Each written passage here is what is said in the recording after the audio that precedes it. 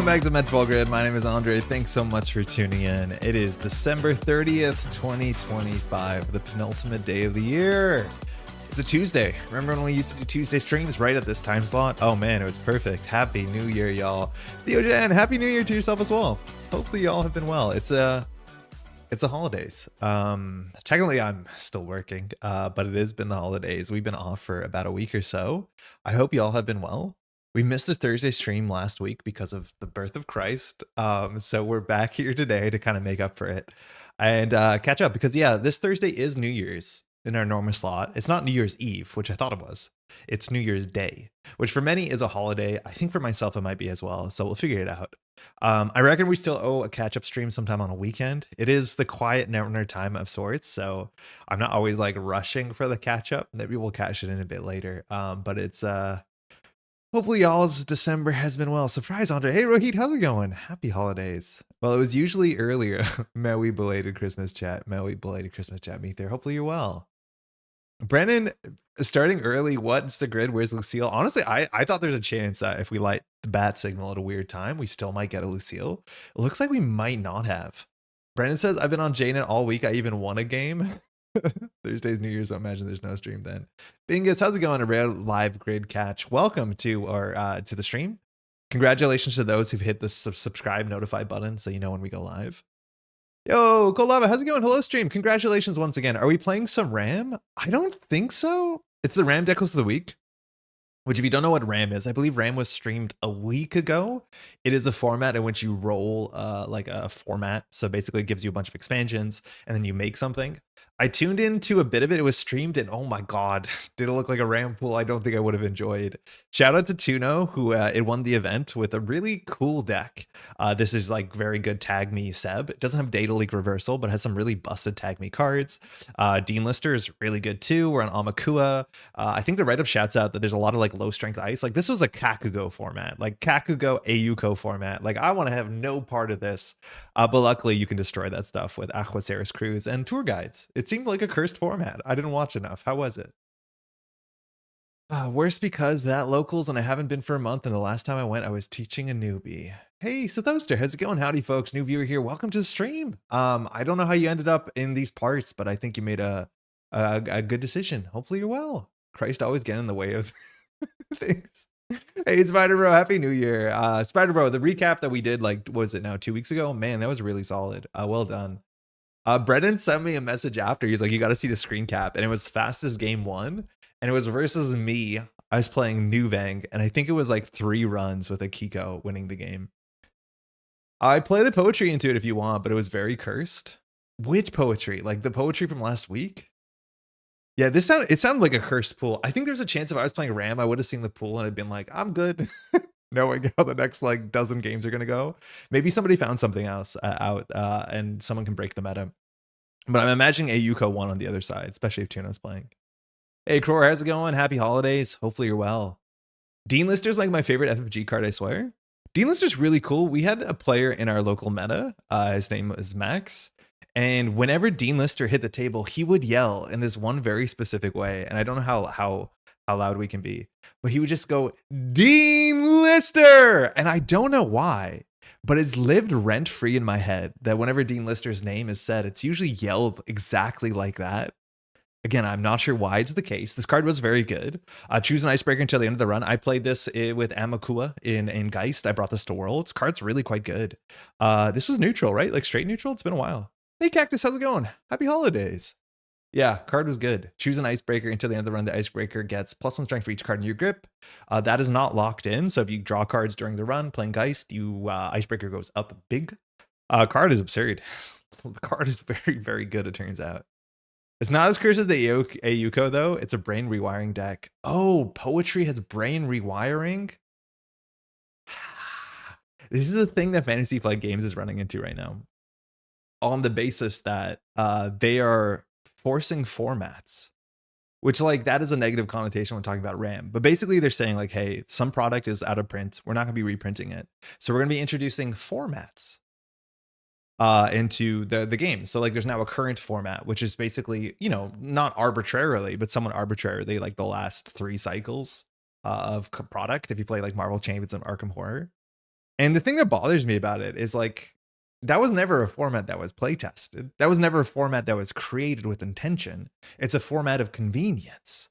And this is the thing that you see, and like RAM proves it, as much as RAM is the joy of proving it, is that you need to break it. Like, it's probably, most RAM formats are solvable. Some of them probably are misery engines, and that's cool. A lot of people want to solve the misery engine. They want to break the format. That's a fun thing to do. But when the format was never like holistically created, it's probably not a good format. And I think that's what's going to be sneaking up on some other card games they play. So we'll find out. It doesn't even say non-AI. Nah, no shot. There was Dean Lister, and then there was Maxwell James, which were both like really busted, cheap trash to trash connections that did goofy stuff to ice, especially if you had like just the minimum amount of icebreakers. The text on the card versus the text here in Netrunner DB is different, and importantly different if you've ever played the cards. Maxwell James is also super busted. Who's even left at FFG to do that work? I honestly don't know. Happy holidays, Kyle. I'm not sure. And like, I'm sympathetic about the people at FFG, that's for sure. They seem to be doing a lot of work. They won't unerrata Maxwell James? I mean, yeah. I'm assuming this is the intention of the design, but I don't know. There's a lot of cards in this pack that were errated. Hey, Spids, that'd be incredibly cool. This should be the stream where Andre plays ScrObs. This is the stream where he finally convinced Andre to play ScrObs. I mean, I was excited to play just an AUCO stream. Just like a whole 3 hours of AUCO. You gotta play ScrObs. People really want to play ScrObs. You think you can sneak it in 2025? There's 48 hours. No, there's 27 hours left of the year. And you think we're going to play ScrObs in those 27 hours? You think? I mean, there's a chance. I feel like creating formats for convenience logistics at the expense of gameplay has been a recurring thing through a lot of card games this year. Rohit, who else has done that? Are there like other, like, do you have other stories? I'd love to hear other stories. I love learning about other card games that I don't play. They give NBN AstroScript, but they won't give me Maxwell. Yeah, but they also won't give you like wireless net pavilion. They won't make this ununique. There's some things that you just shouldn't undo. The thing is, at some points, AstroScript was that way, and I think it's fine. But like, I don't think they'll undo this. There's some functional erratas in the game that I don't think we'll undo. There's only 11 hours left for me. Yeah, congratulations. We're almost there, 2026. Hopefully it holds, you know, whatever the best we're looking for. But yeah, we're locked in here. If we got another 27 or so. There is a Genesis format in Yu-Gi-Oh, but that's quite good from what I've seen.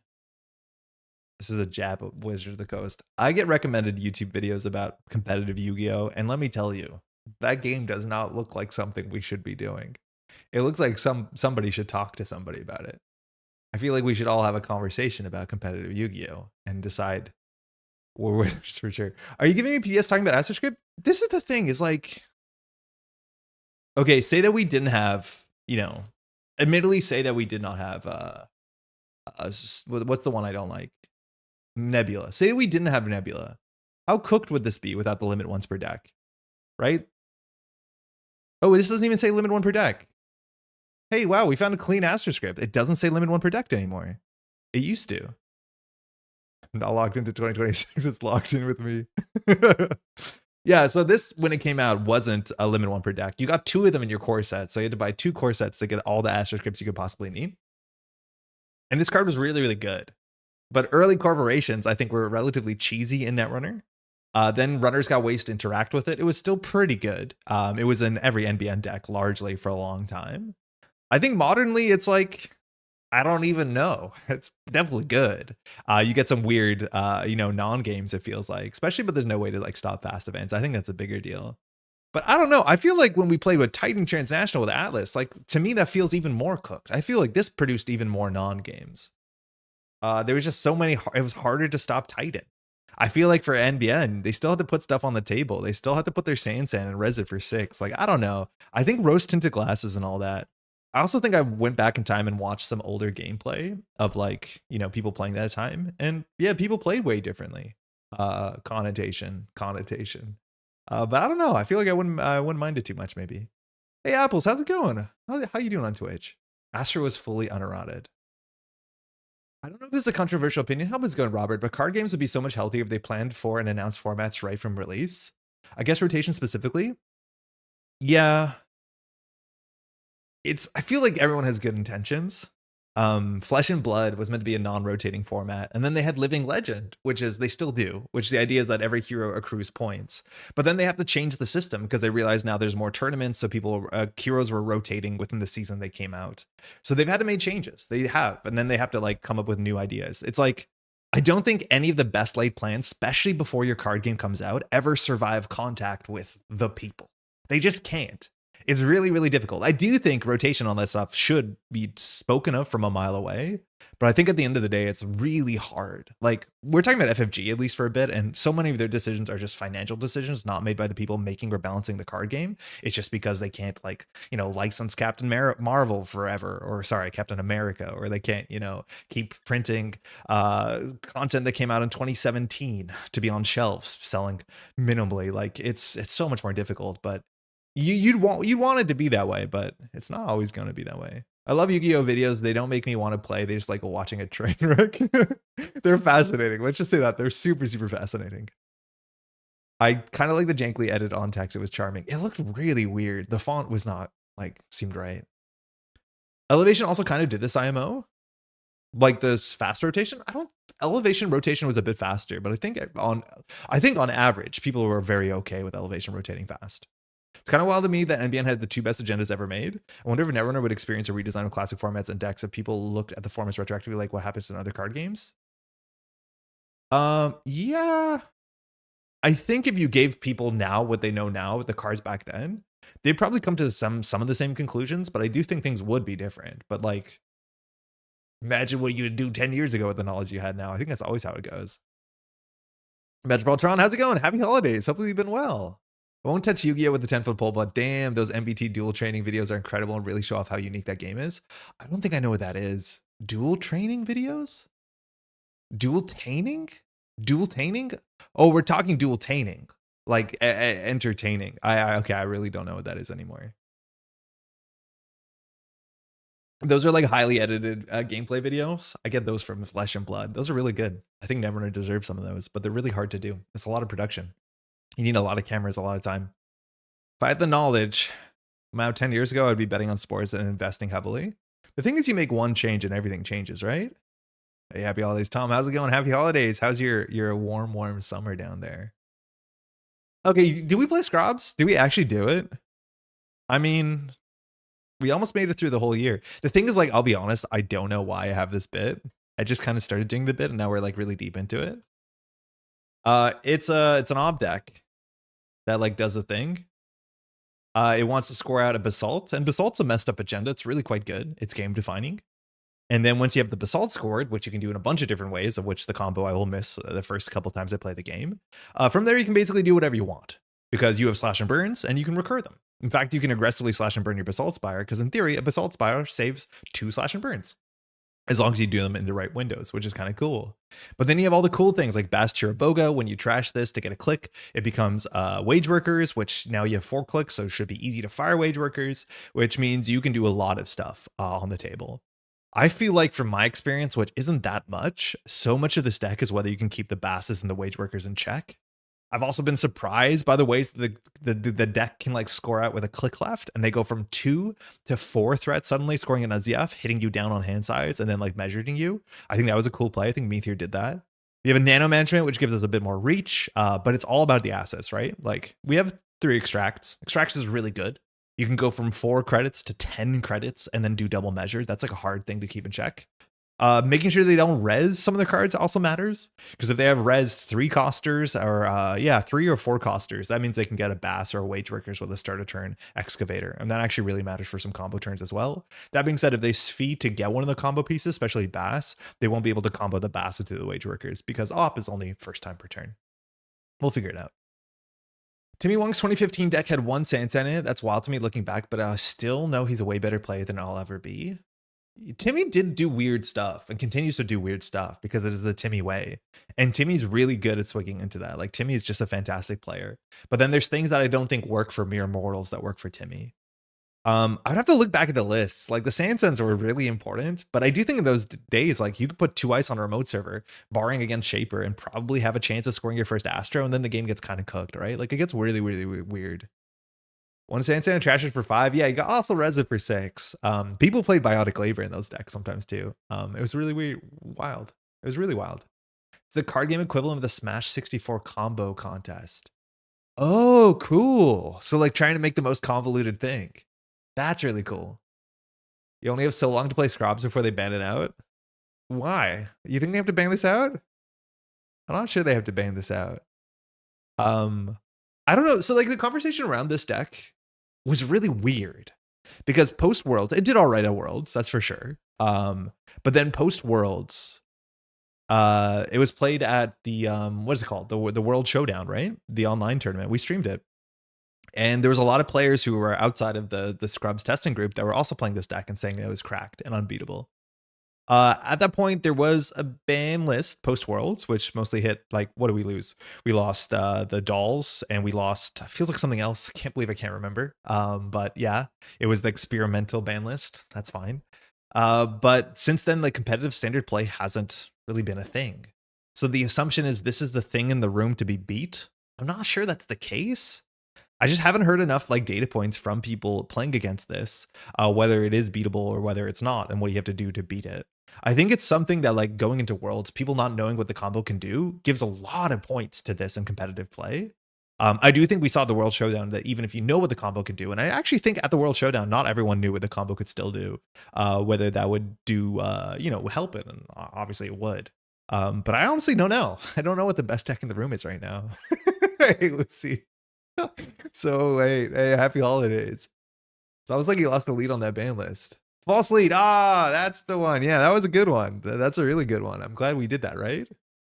That's a whole stim pack. Obviously, Bias Take, the deck is very strong but very fragile. It can get hated out by targeted attack, but it's also hugely benefited from the ban list and is very able to stabilize. Yeah, being able to less able to rush something down seems important because this deck is like protect the asset. But like if you play against 3 pinholes, you're, I want to say kind of cooked, but that's probably bad. You're pretty sure ScrObs is the best deck in the room? ScrObs players keep saying it isn't, but like I don't lose with it. Yeah, I'd be surprised. I think it's a deck that you go into a tournament, you'd have to really know what to do against, and it probably can win some things, but I'm not sure. It didn't convert incredibly well at Worlds, right? Like maybe other players would have played this if they knew this was a thing, but we'll give it a shot, won't we? We'll play this once. We'll put one game in. 2025, we'll lock it down, 100% win rate. There's not a lot of games right now in JNet. I think that's going to be a problem. Import. Who published this? Sauce? I think Sauce did. Okay. Is the write-up good? Because it wasn't the deck list of the week. I think that's the worst part, is that this wasn't the deck list of the week ever. And I find that to be so funny. Okay, so it's a story time. Tuno has this write-up, right? I think this is the how to play write-up. I remember looking at this. Oh, we got notes and everything. Don't share this document outside of ScrObs until Worlds is over. Okay, that sentence was scary for a moment until he got to the end of it. Okay, the combo can be FA combo, kill combo, value, threat, tech, archive, safety, pseudo draw. Yeah, that's what Basalt can do. Yeah, Basalt's really good. AAA basically doesn't happen in this deck. There'll always be some incidental accelerant, and Basalt makes labs so safe. Cool. Let's give it a shot. I think we've read enough. This is great. Tuno's write-ups, mind you, are just like kind of stellar. Give this a room name. It didn't convert a world because the ScrObs players played garbage runners. I mean, but for what it's worth, it's like that also doesn't help the data point of the deck, right? Like if you're softer on the runner side, your Corp deck doesn't have to prove itself as hard. Oh, I'm trying to just stir up controversy, ain't I? This is probably a weird matchup. We got a lot of trash bills, don't we? Don't ask about the collective runner win rate between the ScrObs and Worlds. You see, that's the issue though. It's like, if your corporation deck is 100% win rate, but then your runner deck is a 50% win rate, or sorry, a 0% win rate, your corporation is like, and I'm not saying that's the case. I'm just saying like that is a data point that a lot of people are happy to ignore. Like 100% win rate. And you ask about the runner, they're like, no comments. This matchup sucks. It's happening on stream. Can 5-8 combo place your bets, chat? I mean, I right?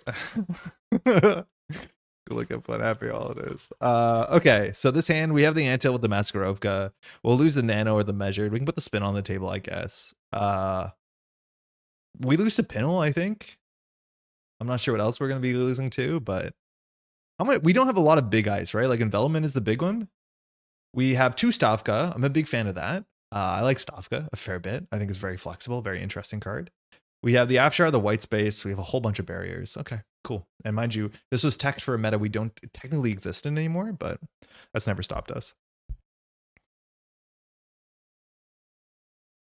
Is it Regolith better? No, I think we want card draw. So it's very likely we get a Trashable here. We could bury the lead by putting the Spin Doctor on the table. I'm not sure if I like it, because what happens if Lucy runs this? Do we use it? We definitely res it. I don't think we pop it for no reason. All right, we're off. Facial keyboard, Fencer, Side Hustle, a 2 badge. So 1 and 3 here, we're not upset. Oh, actually, can't trash any of these. Wait, this is sick. Oh, unfortunately, you installed the Side Hustle. Oops. That cost you a card draw and a credit and another card draw. Okay, so we have a Slash and Burn. We need to find ice for HQ, so I think we're going to open with the Spin Doctor. That's good. So I think we can just ice up Centrals. I don't want to just like jettison the Regolith, because anything we jettison is truly jettisoned. So I think we just ice this stuff up. Our last click, I think we just take a $1 redo here. I think we might pop the Spin Doctor for no reason, just because of spite. I think I might use the spite Spin Doctor. I think it's just so funny. I'm just gonna do it. I don't care if it's right. I think it's just great. Yo, Sauce, how's it going? Mav? Mavirus? You have the ice every asset in this matchup, often leads to frustration. I can't remember Sauce on the Mavirus to powers. We're on Mav. Nice. Good res. We got our 3-cost resed. We got a 3-cost resed. That would be really good if those were white spaces. And now we're going to pop this. So we can get a 2-coster from our deck. Okay, hold on. Lucy's right. I don't know the combo. So if we get a 2-coster, if it's a Wage Workers, we can do... F it. I think we can do it. Or do we do a Stabilizing Regolith? Because I'm pretty sure we can do Basalt into Wage Workers. We do 4, 5, 6, 7. Yeah, I think we just do it. I'm just going to go for the combo.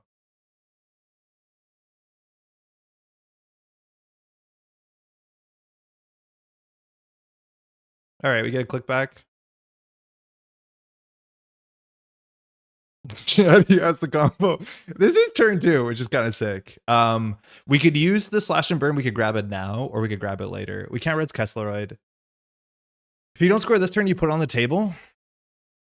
You just scrub. Deck is effed up. Yeah. I don't think we use it this turn. Yeah, we might as well. Because she's going to run anyways with Side Hustle. Ooh. Well, just be cool.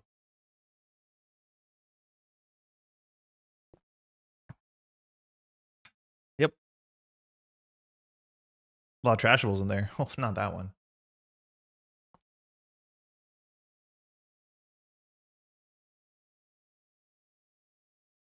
Do we just do it again?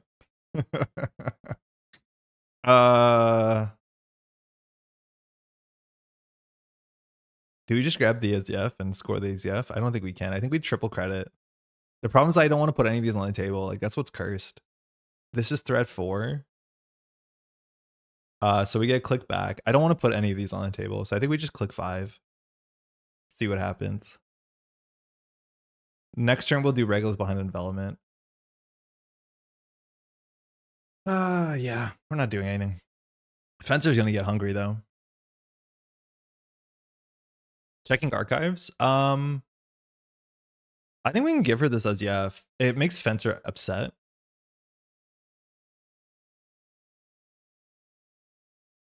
Yeah, I think we just let this happen. It means we can use a Slash and Burn aggressively. It's a bit of a bummer. Gets her closer to threat too, because now we can do double measured in the future. Oh no, my friends have too much money, and they're still asking for more. Mutual favor. Holy shit, we're getting a Rising Tide. Okay, cool. All right, never mind. That's bad. We get 2 credits though, which is good. But now we're gonna get some stuff ruined. So none of our ice does anything. Well, besides gives us money. So she trashes this for all of the Fencer Fueno. Wait, what are we meant to do when like 9 of the ice on our deck gets broken for 2 credits? Hey Ken, how's it going? Yeah, the development's not really bad. That's okay. We can go get a 2-cost code gate here. So I think we just extract for the code gate and then we just jam a regolith and then just chill. The pressure will be on HQ for sure. We'll go for the white space. New remote. In theory, we can draw and then place a regolith. Yeah. Antil's a bit better than Rego, I think. Yeah, we'll go like that. We're just hoping to do double measured. She probably isn't gonna play some steel skins. She played 1 steel skin. She probably has a whole more steel skins than that. Charm offensive. Oh, neat. So we're gonna lose our HQ ice. Cool. Cool.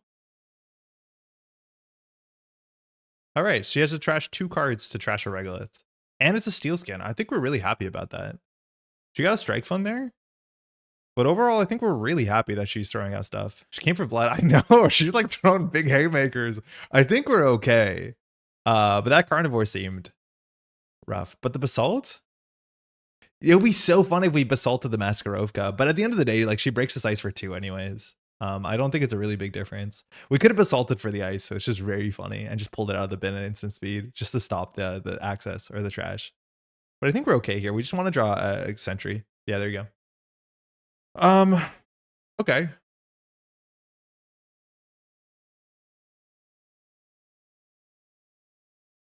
There's still reasons to have 3-cost ice though.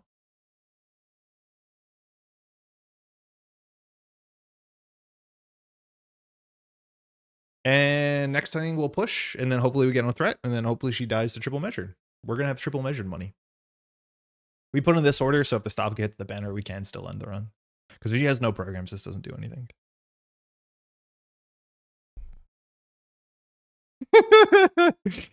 Imagine I use a basalt counter on this. Yeah, we're just gonna let this through. This is fine. Empty shuffle spin and you won't meme on charm, SMH. That's okay. So this trash is anything, right? It's just a rezzed copy of a card. I wonder if actually icing archives was good. I wasn't playing around the second charm offensive, and at this point I don't think we continue to play around it. Yeah, we want slightly more money, but we have extract. Oh, that's ugly. So she can get to 10 credits and then just tank the white space is what we don't want to happen. I think we can just draw and then put the Bass in there, but the Bass goes down really smooth next turn. So let's find another ice. Oh. Yeah, so now we should just keep her busy. 1 costs. I think we just extract for fun.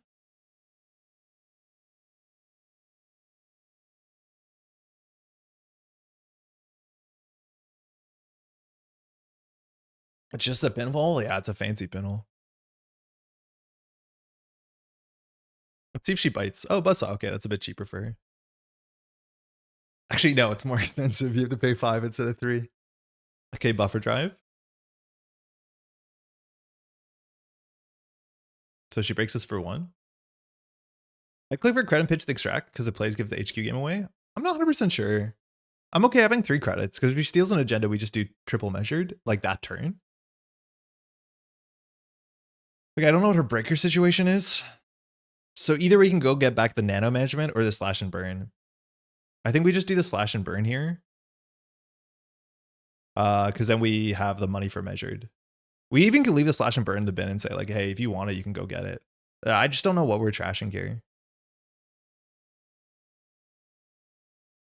I'm assuming it's a paladin. So now we have double measured. If she runs it, we could let her have it and then maybe do triple measured. But there's a chance double measured will do enough. Also, we top deck a 3-2. There's not that many 3-2s in the deck though, which is kind of weird, right? Like we only have 3-3-2s and all this fast advance. So like it actually kind of seems hard to close the game. Like we need to spend 2 fast advance combo pieces on the slash and burn.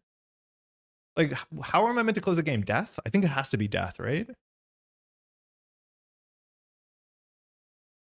Because the chance of us drawing the last 3-2 and 25 cards is like not incredibly likely. Do we just give it to her? No, and then we have to win off double measured. I think winning off double measured is totally possible, considering it.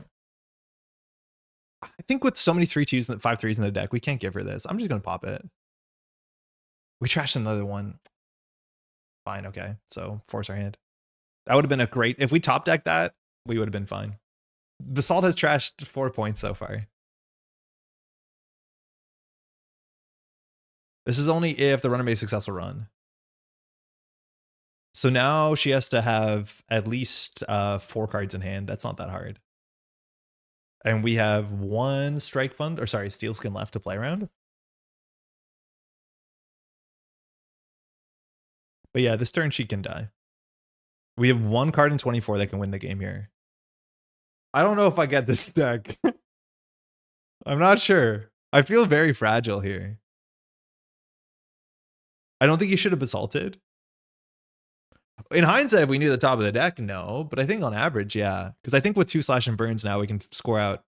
Well, it opens up the other slash and burn as the win condition. But we lost it. Maybe we shouldn't have. I don't know. Maybe having triple measured is way better than we think. Because she can't play around triple measured. This is a Kessleroid. Unknown card on the top. If we res it, she breaks for 2 and draws cards. I'm not going to let that happen. Yeah, triple measured. I think you're right. I think I'm learning how hard it is to actually close the game if you're not doing triple measured. So we probably should have let it go. Because I'm realizing, yeah, we have 1 more 3-2. How are we meant to win with these slash and burns? Oh, she can carnivore anything. That's kind of cool.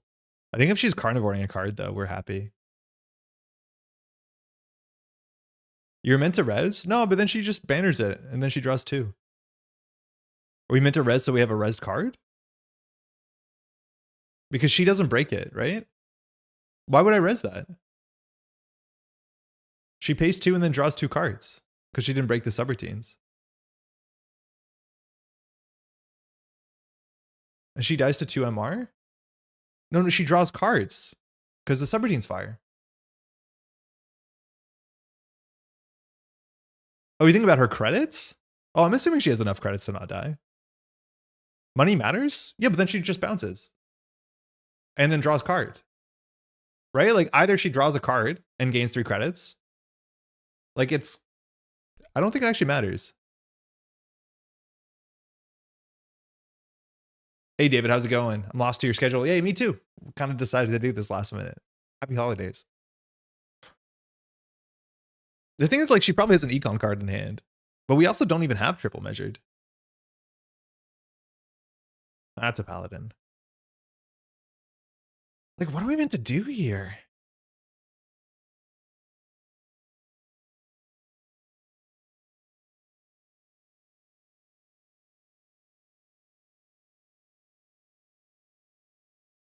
So she trashes this for 1 credit, which she gets back. So putting stuff in the remote server is like, it keeps her running. I think that's good for measured, I guess.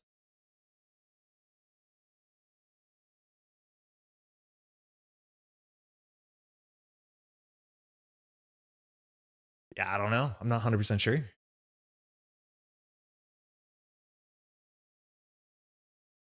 This feels awkward.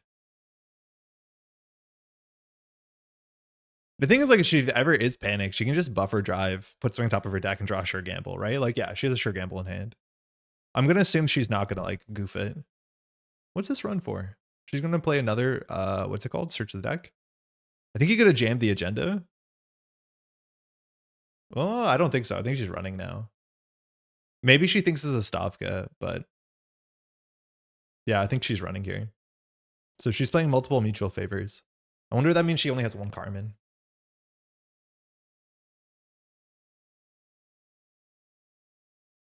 Stavka, you break for 2, 4, 6. Yeah, she has to be a bit scared of Stavka. But I wonder if she just wants to run HQ to flush it out. Stavka is expensive. Costs you 5 if you jam behind Winchester. No, if she has enough money, she breaks it for 1 credit. Like, she just lets everything fire and breaks for 1. You're right, that'd be probably okay for us.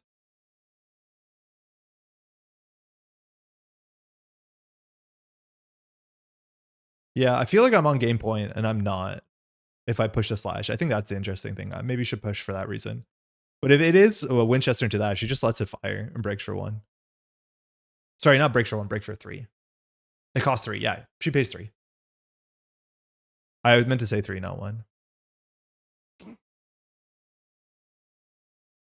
I think she's doing the math here. Yeah, I think at the end of the day, she can't run and keep her money up. So that's probably worth something. As soon as I res a wall-to-wall and replace it, maybe. Because I think we'll bounce it. If she runs it, she dies to double measure. Like, she has to draw a card here. The thing is, if she trashes that she's on 4 cards in hand, that's the biggest issue, is that this play is actually really bad. I think it's worth jamming. Yeah, I think I should have jammed. I think she's paralyzed by the Stavka, but I'm not realizing yet how little her money is. The thing is, like, cards in hand are the problem. She had to spend... Well, she only spent the mutual favor. Yeah, can't contest. Yeah, but we probably should have pushed.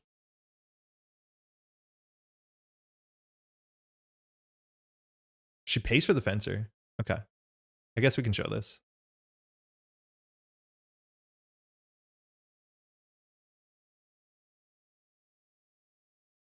So this is still expensive. CSR campaign. I think we push 3. I think we do slash. This is worth trashing, I think. Slash, Winchester, Spin Doctor on the table. It gave her a bit of time to do her thing. She might run HQ. The Stavka is pretty expensive. And with the Spin Doctor, then the ordering has to be perfect.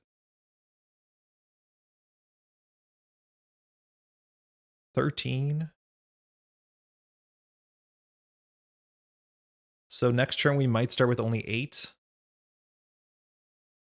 With 8, it's a bit low because we won't be able to double measured unless we top deck an econ card, which I guess with Spin Doctor, we have some options, but I think we've seen 2 extracts so far, maybe only 1. 2. We can always shuffle them back in and hope. I mean, it's an option.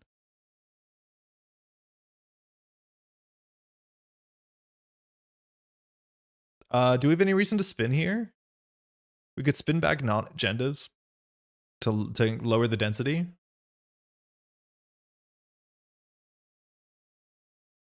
I wouldn't say it's full random. We would have been fine. So now I have to commit to using this. I guess we will. I'm just going to do 2 extracts. Extract and nano is also nice. I'll do that. The 4-2s are just scoreables, the 3-2s as long as you have a counter, but I'll just key. Yeah, we had to use our one of the counters to save a slash and burn, which maybe we shouldn't have. All right, she trashed that, so she's going back in. Let's go by the way. The credit you spend installing a tithe might lose you the game. Yeah, it's going to be very close. For what it's worth, that credit, this ice was worth something and stopped her from running. So she can see more cards here because she can carnivore and then come back. So maybe we shouldn't have popped the Spin Doctor, let her trash, and then popped back. Like, wasted 2 of her credits. Next on 3 side hustles. Sick. All right, so we have a 2 in 17 chance of just losing here. That seems good. Now she draws and even then dies to measured. So she has to run this and hope that it's a 5-3. Or run HQ and hope that she hits a measured. Even then that's not enough.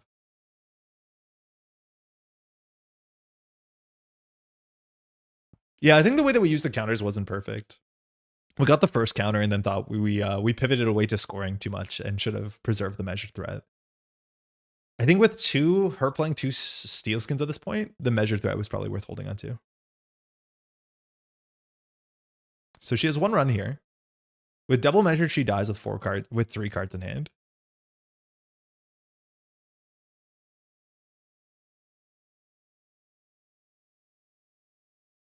So there's no play that we lose to. You cling to the last basalt counter like your life depends on it. Yeah. Yeah, I could see that. It gives us a fair bit of flexibility. Yeah, 5-3 on table HQ, that's exactly it. Could be in archives. Oh no, the archives isn't ice. We know it. It was overinstalled. So if it's on the table, I think, I don't know, maybe HQ is your best shot. We did draw 2 on spin. So you're looking at 7 cards. Even if you trash a measured, you'll be on 3 cards. So you die to the other one. Click for credit. Okay. No. There's no way it's click for credit. You have to run here because you died a measured, single measured. Feel like spin is mostly draw you in. Let's say 1 in 7, maybe. Yeah, maybe. We don't have to do anything fancy here. We could like bankrupt ourselves. We'll just let this run through. We're not throwing here, right? Stavka. The Stavka can trash the banner and the Carmen, and then the development is like rest. But then we're down to 1 credit. If we let the run in, she's already lewd. She's already carnivored. Yeah, we just don't res. This is totally safe.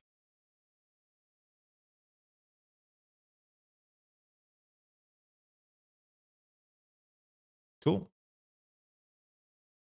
Hey, GG.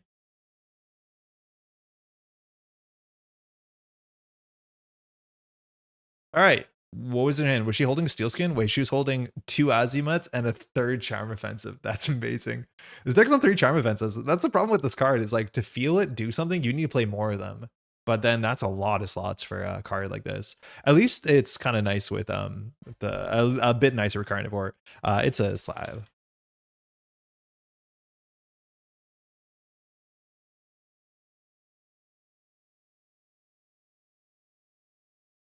Yeah, 2 Azimuts. Yeah, she really does not want to play against acids. This is an absurd amount of acid tech.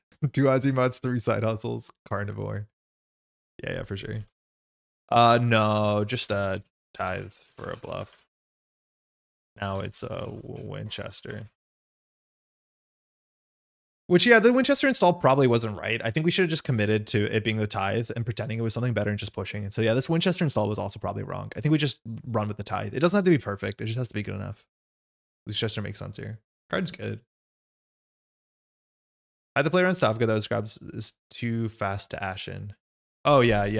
I have one on HQ. Good game, Lucy. Yeah, there was an envelopment, Lucy, that I drew after you bannered. I just put down for fun, but I put the Stavka in front of it.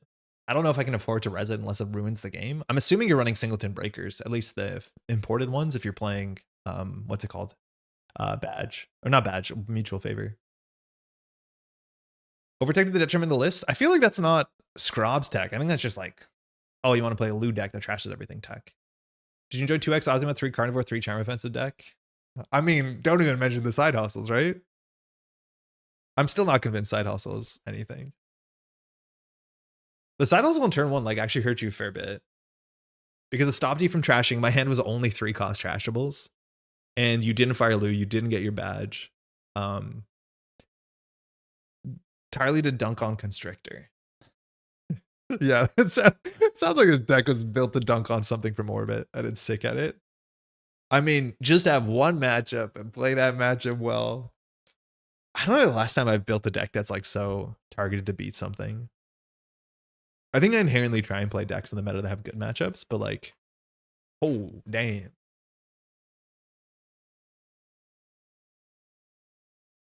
There's a chance on the first, what's it called? Charm Offensive that you can like go rescue the Maskarovka, but it's probably not the play. It's just really funny. I built in the week where literally everyone was playing Constrictor. That's like the JNet Netrunner DB decklist of the week problem. It's nice to play on maybe on a week of JNet where the decklist of the week is like a Ram deck or something. Because yeah, your meta gets pretty warped, which like gives you really weird data. And then like I don't even know what makes good games. It's like I sit down and playing NBN assets, and that's like my opponent is playing that. I'm like, what? Who are we? Who of us? Which one of us is learning anything? In my defense, the deck is on a positive win rate across 45 games on Janet. Only like 15 of those games were Constrictor. Yeah, I don't know. I feel like that's the sort of thing that would tilt me out if I'm playing assets. Carnivore Hopium. Hey, Meteor. All right, Sable. 47. Our hand has ice and some big old stuff. I'm going to mulligan this. I want to play. I like the ice for HQ, though. All right, we have the Brego play. The thing against Sable, though, you do want to ice up centrals if you can. We are on only 15 ice, which is not a lot. Thanks, you too. I don't know. I'm like respect Sable. I think the matchup as soon as you play SDSs gets a lot more interesting. Oh, that's nice. We have 2 ice. So we could do one of 2 things. We could double ice centrals and say, Sable, you have no good mark besides archives. But then we don't have a play to push a regolith. So the other play is we Kesselroy Maskarevka regolith. The issue is that server, that play gets really wrecked if, well, firstly, everything dies to pinhole, but it depends on the ordering. Oh no, this is 3-2. No, we're good. We're golden. All right, lose the pinhole. Roll HQ mark. Nailed it. Tread lightly on the remote server. GG. Nice. We love to get this one rezzed on face check. This card on face check is so good. So absurdly good. Especially when your job is to keep them off of credits, because now we can res the regolith, right? Currently going through the nightmare transition between web browsers. Wish me luck. How bad is it? Are you running away from Firefox because of the AI shit? When all you have is barriers, all you need is a fractal, right? Meteor gonna rip a Marjana. Pinhole me. Kur appearing to transfer? I mean, it's just not gonna work out well for you. If you want this to be a regolith. Right?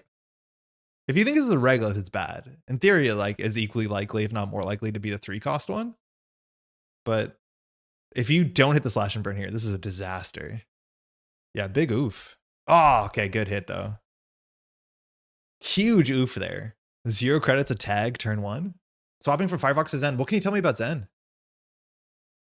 I've been on Zen browser as a Firefox fork for a while now. Couldn't be happier. Does Cyberfeeder work on it? Because yeah, I'm like want to not do the thing anymore. We could get towards emptying this.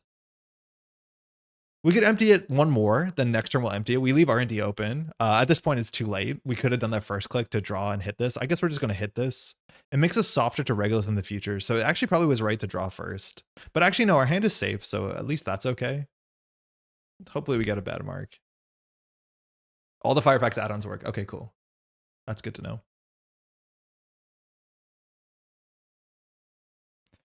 Okay, regolith becomes a 1-coster, so we can just get a tithe on R&D and put a Bass in the remote server. I mean, that's how you win. We just need to draw the Basalt. Tithe, I'll just put on R&D, Basalt in the remote server. So we top deck any agenda, we can score it from hand. No, that's not true actually. Basalt, we need a trick.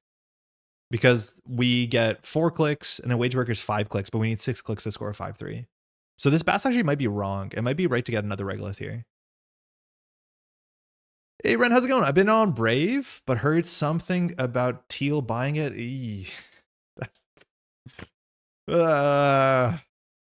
Somebody please. So bad. Yeah, let me know which direction we can go. I'm questioning whether I value 1 net damage more or less than 1 credit. I'm going to say no. Your cards in Criminal are pretty good. All right. 3 credit card. There's the market. There's the class act. Are you going to clear the tag? We cleared the tag. So we can't do anything with this. This might have been like straight wrong.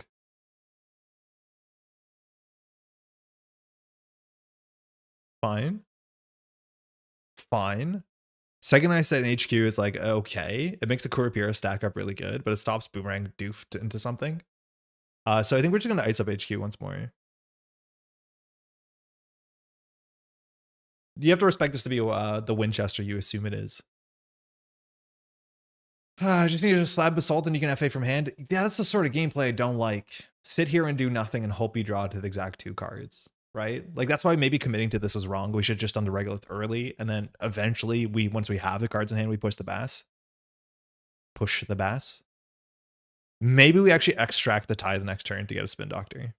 Carpe Diem, 3 credit card, no synergy. Nice. I could see it's just getting rid of this for a Spin Doctor next turn. Fermenter, wild.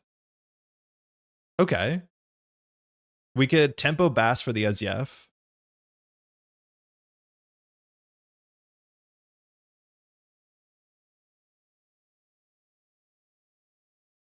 How mid is that?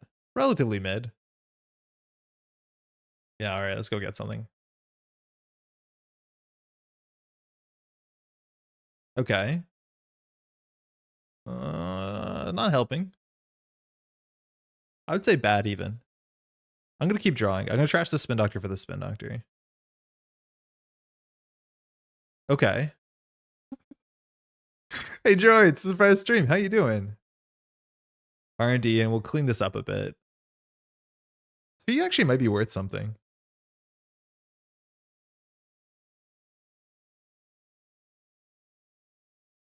Lose Chester? I think Winchester's sick. I like Winchester a lot. I don't know why people call it Lose Chester. Card's good. I put this card on remote servers all the time. Love this card. Speed you want 100%? Okay, we have 2 more. I think with the Basel on the table, I don't really feel like I need this fee. Hey, Happy New Year, David, to you as well. Early birthday to me. Happy early birthday. Leech on archives. It's the mark. It's not chasing out anything. This is fine. Leech and Fermenter. Like at some point we could just purge if we're doing nothing. Meter's economy is a bit. It's stabilized actually. Let's see if we get a mutual favor. Just an Hermes. Okay. Do I want to spin doctor first? I don't think we do. You also want to chase these spin doctors out. And admittedly, one slash and burn is gone, but so we still can't do it. Because this gives us 4 clicks, wages 5 clicks, we need 6 clicks. Castle right into CSR campaign. I need the ice on HQ.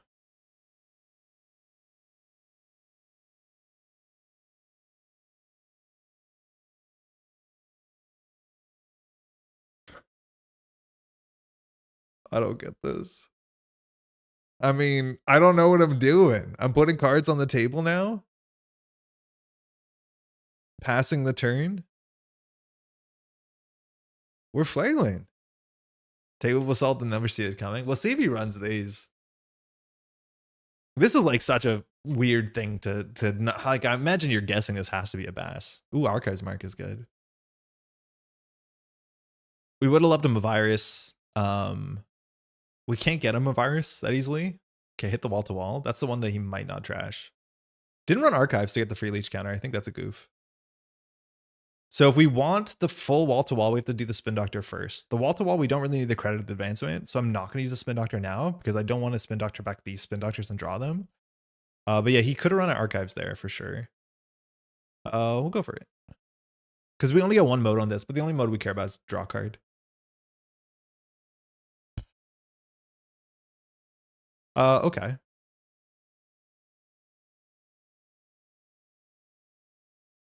I'm thinking about a purge. He has 9 credits technically. No Antil? Oh shit, I forgot. I genuinely forgot. Yeah, we would have loved the extra card draw on the Antil. Unless we purge. Envelopment is good.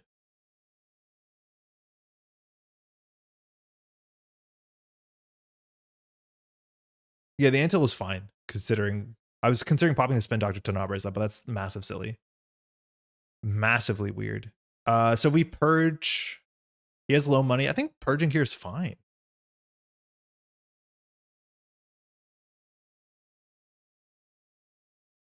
So now running archives last turn wasn't a mistake. We'll until this turn for sure. I just don't like that we're in. I guess there's 3 cards that get us out of here. The nano management and the 2 slashes and burns, but like maybe we should have just done an envelopment and pushed the basalt. Throw out a Zeph. If it's stolen, you win. Yeah, there's some like weird Hermes stuff, but like in theory, you can Hermes R&D run it. Like sometimes that's a problem. I don't know if we have to take that risk. I'm feeling okay. Now are we transferring? Yeah. Now we're transferring. I think we're okay. I think there's a chance we win here anyways.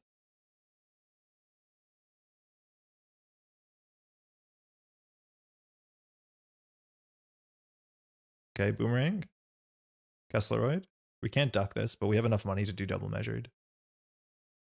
Hidden agenda, please. Please. Measured. Okay.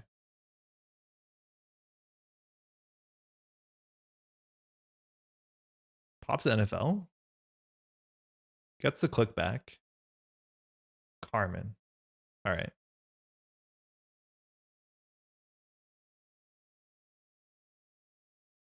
Okay, let's go. This will open up R&D.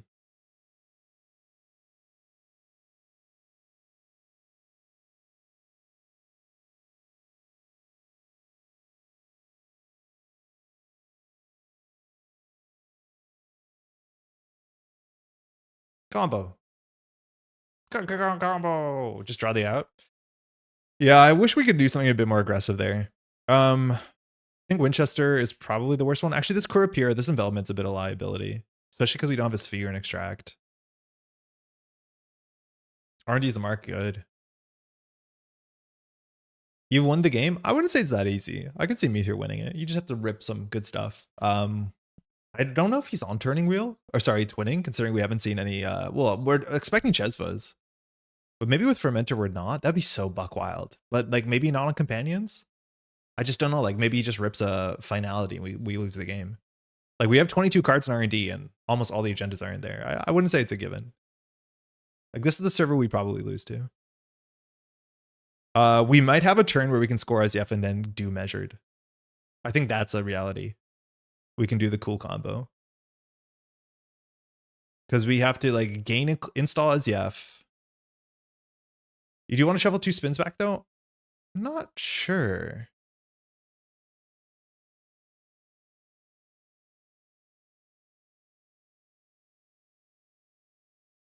Hold on.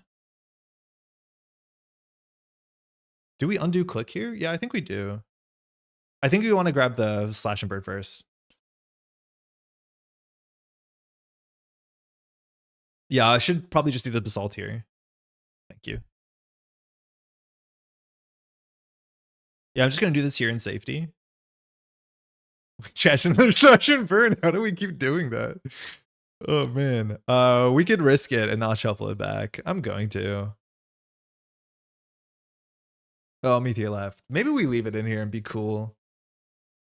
Maybe it would be cool. Grab the known slab. Yeah, I think we might leave it in there. And we can just slab back 2 spins. Wonder what happened to Meteor.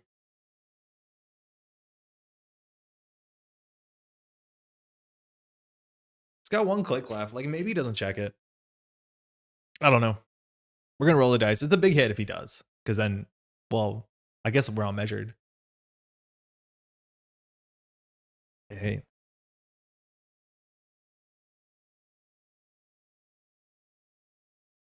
We spun some spins.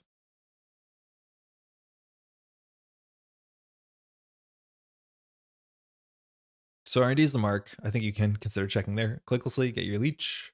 There's still a virus in play somewhere. Yeah, as soon as you touch something. Trashable? Seems like a trashable. Feels like a trashable. Okay. Nice draw. Okay. So start a turn. Gaining a credit actually kind of matters. We have enough cards in hand. But I think we just slash and burn the SEF. But then the basalt is really bad. We should have spun this back. I think we really should have spun this back because now he's going to check archives next turn anyways. And then we might just lose. Yeah, I regret not putting the slash and burn back. I don't think the spin doctor's that good. We get a credit. Oh, hey, that was on the top.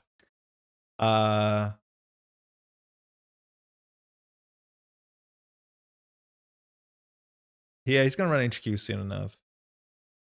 I don't like what we've done. I don't install cards though, because Hermes is going to happen.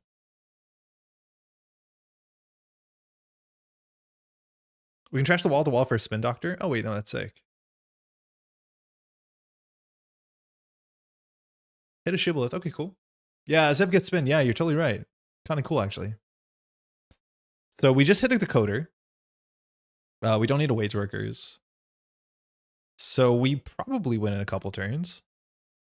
We don't have double measured. We need to get an extract back. I guess we'll get rid of the Winchester because of leech counters. Let's try that. More sad about the Nuka? Oh yeah, we hit a Nuka too. Yeah. Yeah, it's also not great. So now we're definitely on measured threat. We know that we have access to at least this one in the bin. So we'll go from there.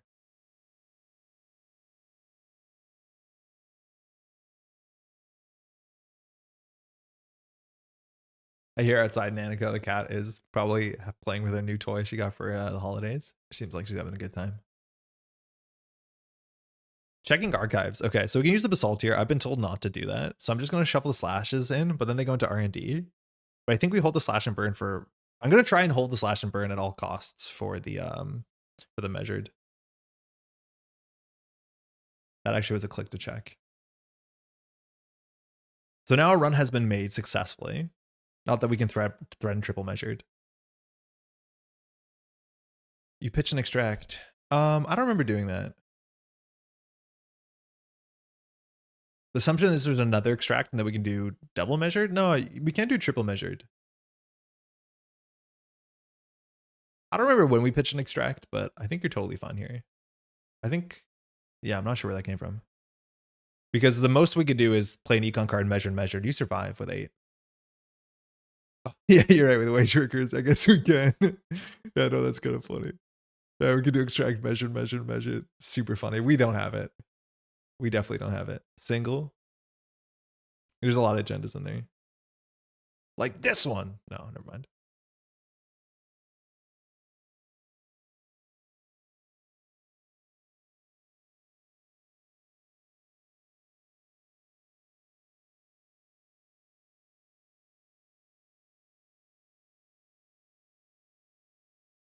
Running HQ and trashing a measured is like a legitimate play line here.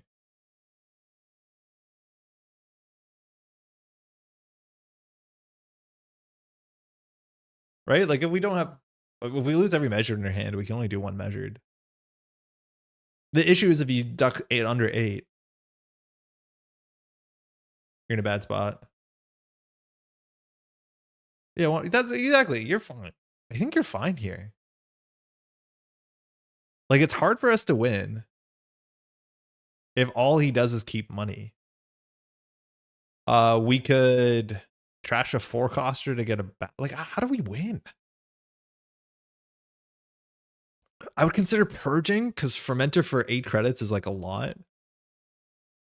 We leave R&D open. I kind of do want to purge. Let's just spin doctor for some options. Oh, that's better.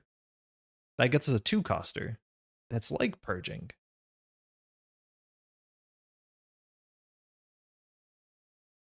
Do we have another white space on the deck? Probably do.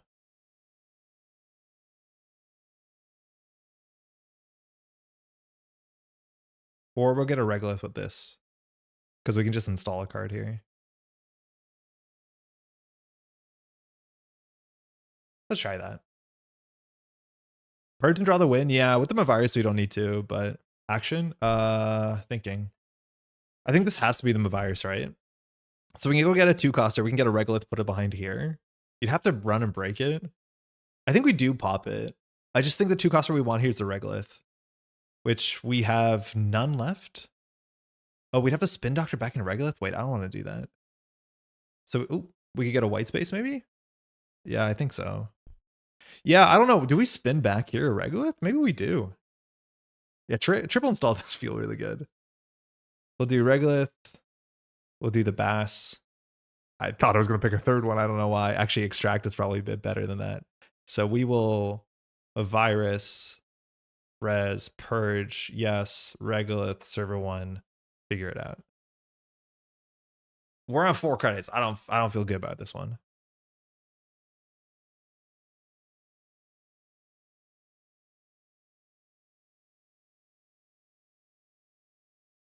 I think this is fine. You want to extract and bin to threaten burst credits? Yeah, but I think we need the basalt for the measured. Like maybe we draw another measured. I don't think it's super likely. Okay, Corp here is loaded.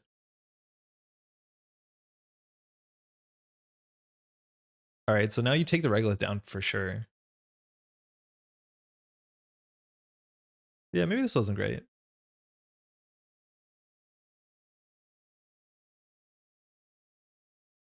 This does feel really fragile. You have to trash this, unfortunately.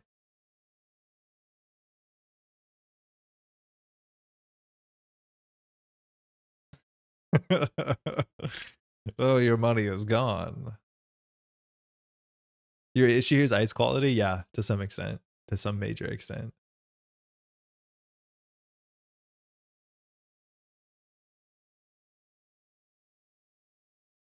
We just want to jam the next thing here.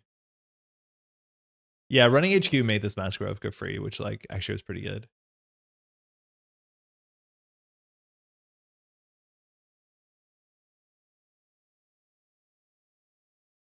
Okay. Oh, that's good.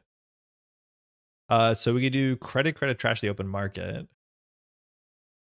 We could do credit. We're 1 credit short of threatening here, right? Because if we were 3, if we're 2, we could do credit, grab, extract, measured, win. We're literally 1 credit short. We have nothing to jam, so I think we just do credit, trash, open market. Oh no, then we're in the same camp we were last turn. I think if Meteor has this 1 open market, I don't think it changes anything. I think we just need to get closer to 4 means we can do extract double measured. Yeah, that's better. Should have ran mark? Yeah, I don't know what it was. Probably R&D. I think Meteor has missed a couple free marks. But when you have Leech, it matters more. Obviously, the access doesn't matter, but with Leech, it matters a fair bit. Okay, didn't run.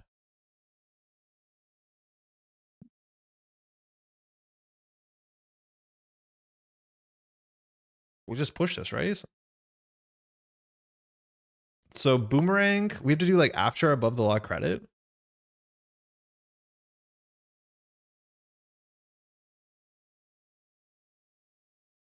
Yeah, we just push. We still need 3 credits to score out naturally. We might have a Hermes problem. Because if you run R&D, we can't res it. Oh, Pinhole, good game. Oh, we have a click left. It's not a good game.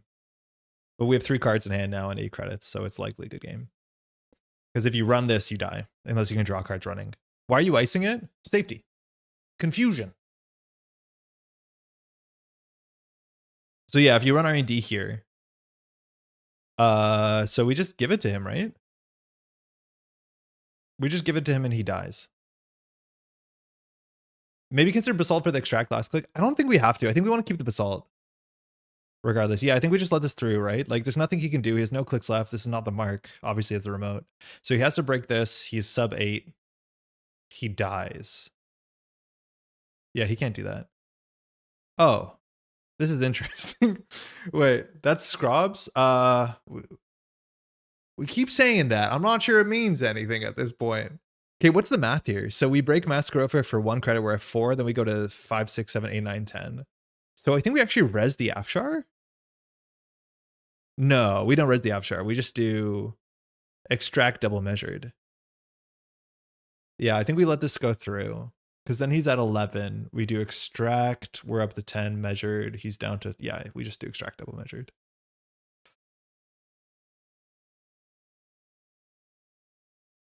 He might even give us 2 credits here, which doesn't actually matter. Hey, Joel, how's it going? I subscribed to your channel on my phone, I think today or yesterday. How's Earthborn? Happy holidays. There's one way to wind down after an IKEA day.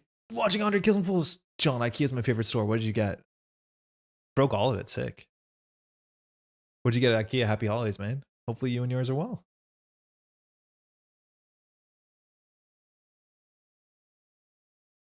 GG. All right, so we'll basalt for the extract. Trash the Stavka. Extract. No. Measured. Measured. Yeah, 4 to 10 is a huge jump that extract can do. Pretty perfect. A good game. How many in HQ? Ah, nothing.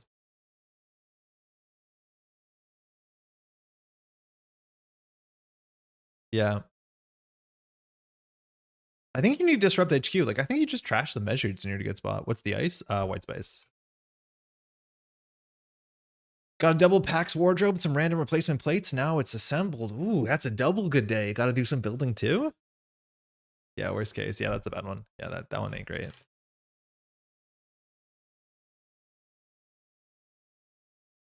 I was good. Besides, I learned you can go live on YouTube while not being live on YouTube, and you have to hit go live on YouTube as well as OBS. Oh yeah, I think I've done that, which is why, well, I do things differently. I stream differently, but I know when YouTube, if you stream to a thing, you have to then turn YouTube live, which is, yeah, it's a thing. I guess I agree that fermented too much, but I really want to get a 4-counter one. If I didn't draw the Mav, I think things are bad for me. I was considering just hard purging with open R&D. Not sure if it was right. Yeah. Yeah, if we didn't draw the Mav, I think we were cooked. I think we might have just wanted to purge there. Because if Meteor just has money, we don't have a win condition. I don't think we have a win condition, at least. The early transfer, though, was like really cost Meteor a lot.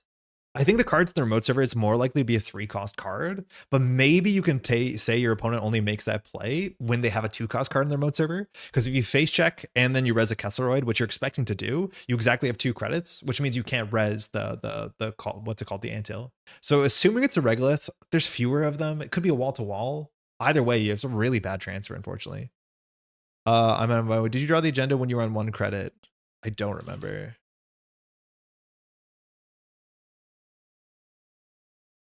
I don't think that was a miss. You missed an archives mark earlier, but I don't think you missed an R&D mark that agenda mattered. Yeah, yeah. With Leech, like, you have a reason to run anything.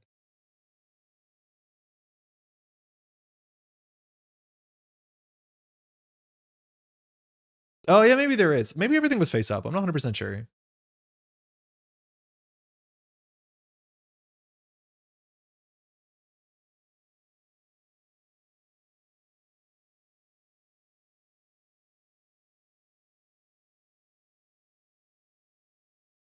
LB and Picori have been having fantastic holidays. Bought, built all today. Yeah, we have. It's been really good. We were in Burlington for, oh wait, actually I want to show you a Christmas present Maddie got for me. I think it's really great. See me to install like Winchester for which is good. Yeah, yeah, yeah. Yeah, I don't want to res the Winchester until it leeches. And do a Carmen on its own, that's good. It's 4 credits. Yeah, maybe. I don't think so, yeah. Also, like, not on Chesla. I found that surprising. I think with your on Fermenter and Leech, like, you're at the point where you have too many viruses, and then your opponent really has a good reason to purge. Yeah, that's always the problem. It's like playing Leech on Makua. You know, there's decks that do that. I don't remember. Don't remember throwing out the track. Thanks for the game, eh? Here, I want to show something that Maddie got made for the holidays, which I think is absolutely adorable. Okay, I'm gonna go into the wide screen. Whoosh. Oh wow, wide. Hey, so for the holidays, Maddie made this really great present. Specifically, also, you can see it behind me. This was made by the folks at the Tag Mill. So for those who don't know, at the old apartment, which we were earlier this year, the art in the background is a card that used to be in Netrunner. It's called Rumour Mill. It's a card that, like, most people really hate, I'll be honest, but the art is fantastic. This is Tim Durning, I think. Yeah, Tim Durning. This is Rumour Mill, and it has a character called Princess Space Kitten who showed up in a couple flavor texts, but never showed up as an ID or a card. Good game, by the way, Meteor. And Maddie redrew this on the blackboard. Behind me, there was this black circle that was behind me for like years, I think. Before that, we had a couple other cards up there, or not other cards. Maybe we did have other cards. I forget what was up there on the blackboard. We used to have the yellow sign. When I moved in, it was like a quote from a French philosopher that the previous folks put in there. A scrub. Rumour Mill is goated. I mean, I don't think I like this card at all. I don't like currents, but the art was really great. So for Christmas, over the last couple months, Maddie reached out to the Tag Mill, which if you're not familiar with the Tag Mill, it's a Netrunner collective in the UK, I think in Birmingham.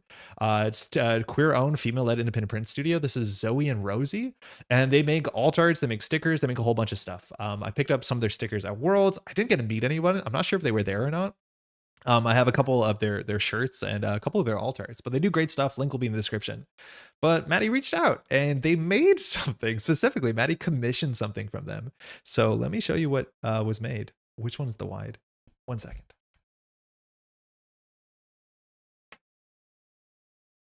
So this is the Rumour Mill, but with Nanico the cat in it in Montreal. It's so good. It is genuinely so great. So it's the exact art over the city of Montreal, and Nanico has my microphone, but it is just the modern Rumour Mill with the black kind of, you know, that background chalkboard on it. I think it turned out great.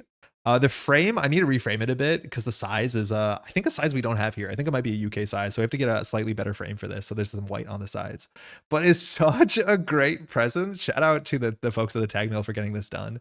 I need to send them a message. They also sent like a nice card and some stickers and some alt arts as like a thank you. So very, very adorable. But this will be up on the wall, I'm hoping, if not on a shelf behind me. But this is an homage to the Rumour Mill with Nanico the cat, who you might have seen. She shows up on stream somewhat infrequently, especially now that we're kind of walled out from there. But just phenomenal. Thanks so much, Maddie. Yeah, Tag Mill is great. Really, really great stuff. I have some of their clothing. Some of the clothing when I got to Worlds, I went to the store too late and it sold out. So I'll be checking out on their website. But yeah, Maddie just reached out because she knows I like their stuff, and they were very cool with that. Hey Zen, how's it going? Happy holidays. I think it turned out great. I'm really excited. I know Maddie heard that specifically the walls and stuff behind there are a bit, you know, we've just moved in here, so they need some love, and that is definitely some love, which is really, really great. IKEA tends to have some Euro-sized frames for what it's worth. Oh, I should check. Yeah, I really should check. Over there, you can't see I have some other Netrunner art that's framed that I need to get some stuff up on the walls, but I'm always really slow in doing that. But huge shout outs, Maddie, really nice. And shout out to the folks at the Tag Mill. I need to send them a message, but they sent a couple stickers and stuff saying like, thank you for your community work, which is very kind. So especially also, I think they knew what they were doing because they sent this lovely foil undo click. Really cool, really quite cool. Sick, it's 10/11. 10/11. Do you want to do a little yearly recap? I think these things are normally like planned ahead of time, but maybe we can quickly go through. Okay, this is the problem. Is when we want to do a yearly recap and we're looking at like, you know, best card of the year, thing of the worst of the year. We're looking at one set, right? It's mostly elevation. I guess we could look at the entire standard format and shout out like the best and the worst for every faction. That might be a fun little project to do. Otherwise, yeah, we're not looking at that many cards, right? Like get your AUCO awards. What is the best egg of the year? So let's see if we can do this. We go Z standard and we'll do side Corp. See if we can shout out like a couple cards.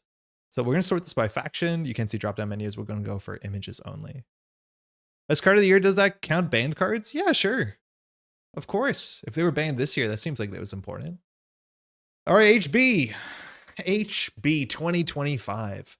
Euro size is not just A size, it looks A size ratio. Maddie knows what the ratio on this is. It's definitely not something super common here, but we'll make it make work. Like I don't think it's gonna be a big problem. Because I would make the case that Cyber Sand is the best card of the year. Oh, weird. Weird. I don't even know if that's the best Weyland card of the year. The card is nutty though. Nobody intended it to do what it ended up doing. I go 100%. So HB had a really strange year. No matter what, HB is definitely doing something. I think I'm going to forget some HB decks, but I think a lot of the HB decks were a bit cheesy. Besides LEO. LEO is like the cool HB thing to do in this year. We saw a lot of like advanced straight from hand decks and fast advanced combo decks. I think those are great that they're still alive. Like Mirror Morph is cool. Photon's neat. I still think we have some like CI7 combo-esque decks that are not seeing consistent competitive play because they're very, very difficult to play. Thule didn't really matter this year, which I think is fantastic. Don't tell the people in Pittsburgh that I said that. PD kind of fell apart, but LEO was like easily the thing that like really outshone and was the thing that HB was kind of built around this year. I think there's a chance you could say it's humanoid, but like I don't even know if this is the strongest card in HB out of other factions who can do it a bit better. Auto campaign doesn't really matter. Glad to nail that, I guess. I don't know what else it would be besides LEO. I think LEO was just like the most interesting thing this year, and it like I wouldn't say single-handedly because Jinteki was still doing it. Really made things shine. I don't know if I'm going to be able to do worst of the year. I think maybe it was going to be most disappointing, but I would say LEO is probably the HB thing to know about in this year, 2025. I think it did good. All money humanoid op was so fun. It's a very different feeling to me. Yeah, in op, I think humanoid's very cool. I think it's a card that we'll see more and more play over time, but it has some like really strong deck building restrictions. And I think if you print one or two more very easy to play operations that HB, like mid-range HB wants to play, humanoid will be everywhere. Hey folks, I just joined in for the Cody's. I think you did, Pat. Happy holidays. It's some Cody's time. Best and most disappointing from the year. Best, I think, for HB, yeah, definitely has to be LEO. Most disappointing, that's going to be interesting. Like, it's really easy to say poetry. In fact, I think Elevation has so many of these like dichotomies where there's two IDs. One of them is like fire and interesting and competitive, and the other one is like poetry or like PT Enchant or something. Does the card of the year have to be new? No, definitely not. If something like became super relevant, it became super interesting this year, I'm very, very much down to shouting it out. But poetry was genuinely disappointing, and I don't mean this to rag on like, you know, NSG or anything, but it is a card that represents so many to so many people. It's meant to represent the idea of sports metal, which is one of the most adored HB identities. It's meant to represent ASA group, which for HB efficiency heads is one of the most adored identities, and instead it delivered neither of those. Yeah, I don't know. In fact, hey, I want to have a special mention to the agendas of 2025. Not only is aggressive trendsetting not a thing, I do think overall we are realizing a lot of the agendas printed don't really matter, and they haven't really mattered in this meta. I think Elevation is kind of set up for failure in some ways, having this like 3-2 set that has okay abilities on the 4-2 score. Like those are probably set up not to be in a great spot. But compared to things like Off-World Office and Send a Message from the core set, from System Gateway, yeah, it doesn't feel great. I do think we're looking for more interesting agendas. Most disappointing of the year, the other ID for each faction. Shout out to the other ID of each faction. Hey, Wenjong, happy holiday. Solid Mirror Morph here, though? Yeah, Mirror Morph did all right. Mirror Morph it was interesting. I think Petty Cash is something we'd have to talk about, but like, yeah, every other HB card. Maskarovka got such a glow up. Yeah, Maskarovka might be one of the best Weyland cards this year, and maybe across all factions. I think it had one of the biggest glow ups, barring N6 and getting banned. I can't believe it doesn't recur in operation. I can't believe it doesn't let you install a card from HQ. Like, I don't know. These things had the teeth filed off with such a strong file at this point. Like it's pretty buck wild. I don't know. I don't like any of them. I don't like any of them. Shout out to the 3-2 agendas. You let us all down.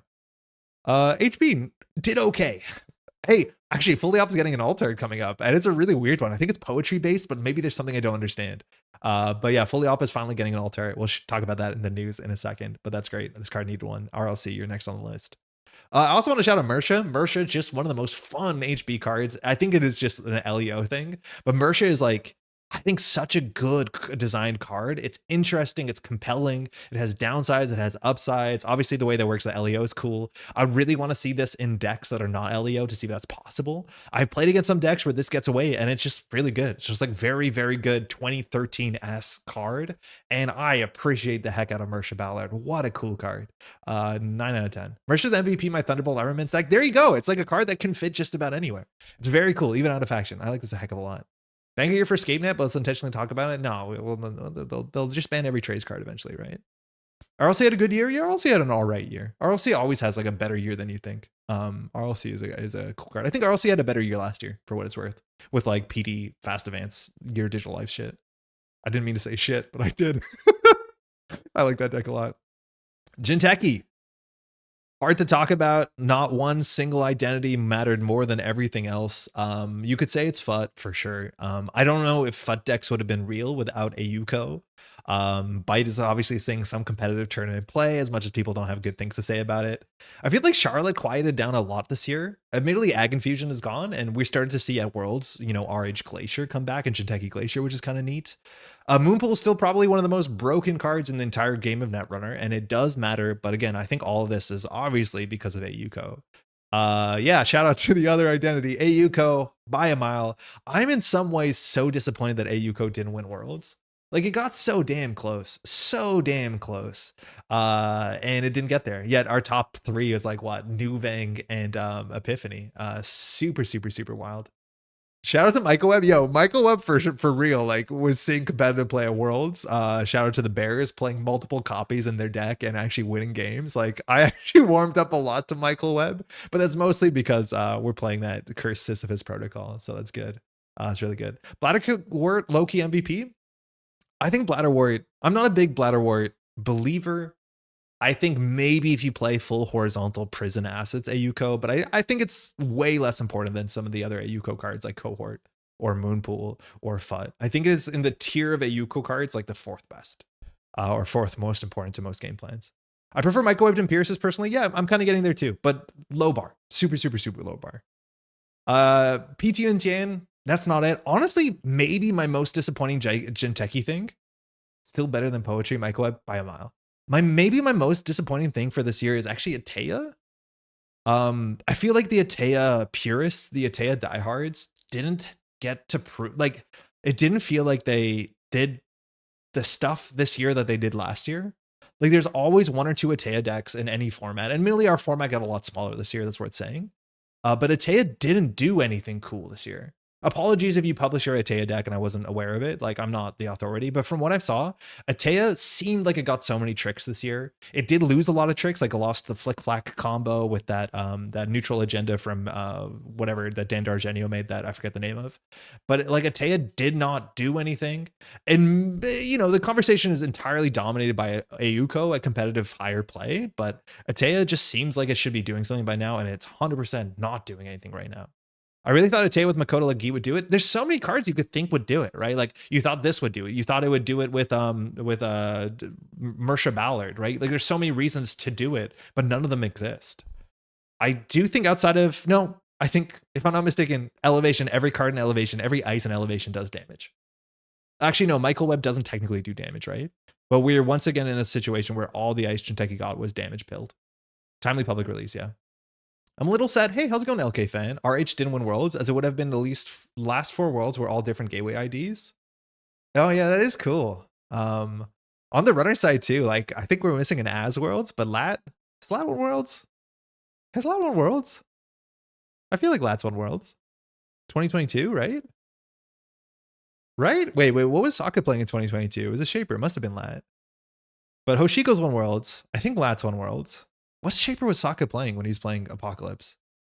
And then Az is probably not going to win Worlds, which I would hope for it one day. Has Krim won Worlds? Yes. Technically in 2012. I think Dan Dargenio won with Andy in 2014. I might be wrong. Criminal has won Worlds once by, like, at least by default in the core set. But yeah, Atea, disappointing, unfortunately. You think there'd be something there. Technically, Samak doesn't do damage. Yeah, you're right. Technically, it doesn't do damage. You did the damage to yourself. That was your problem. Don't take damage.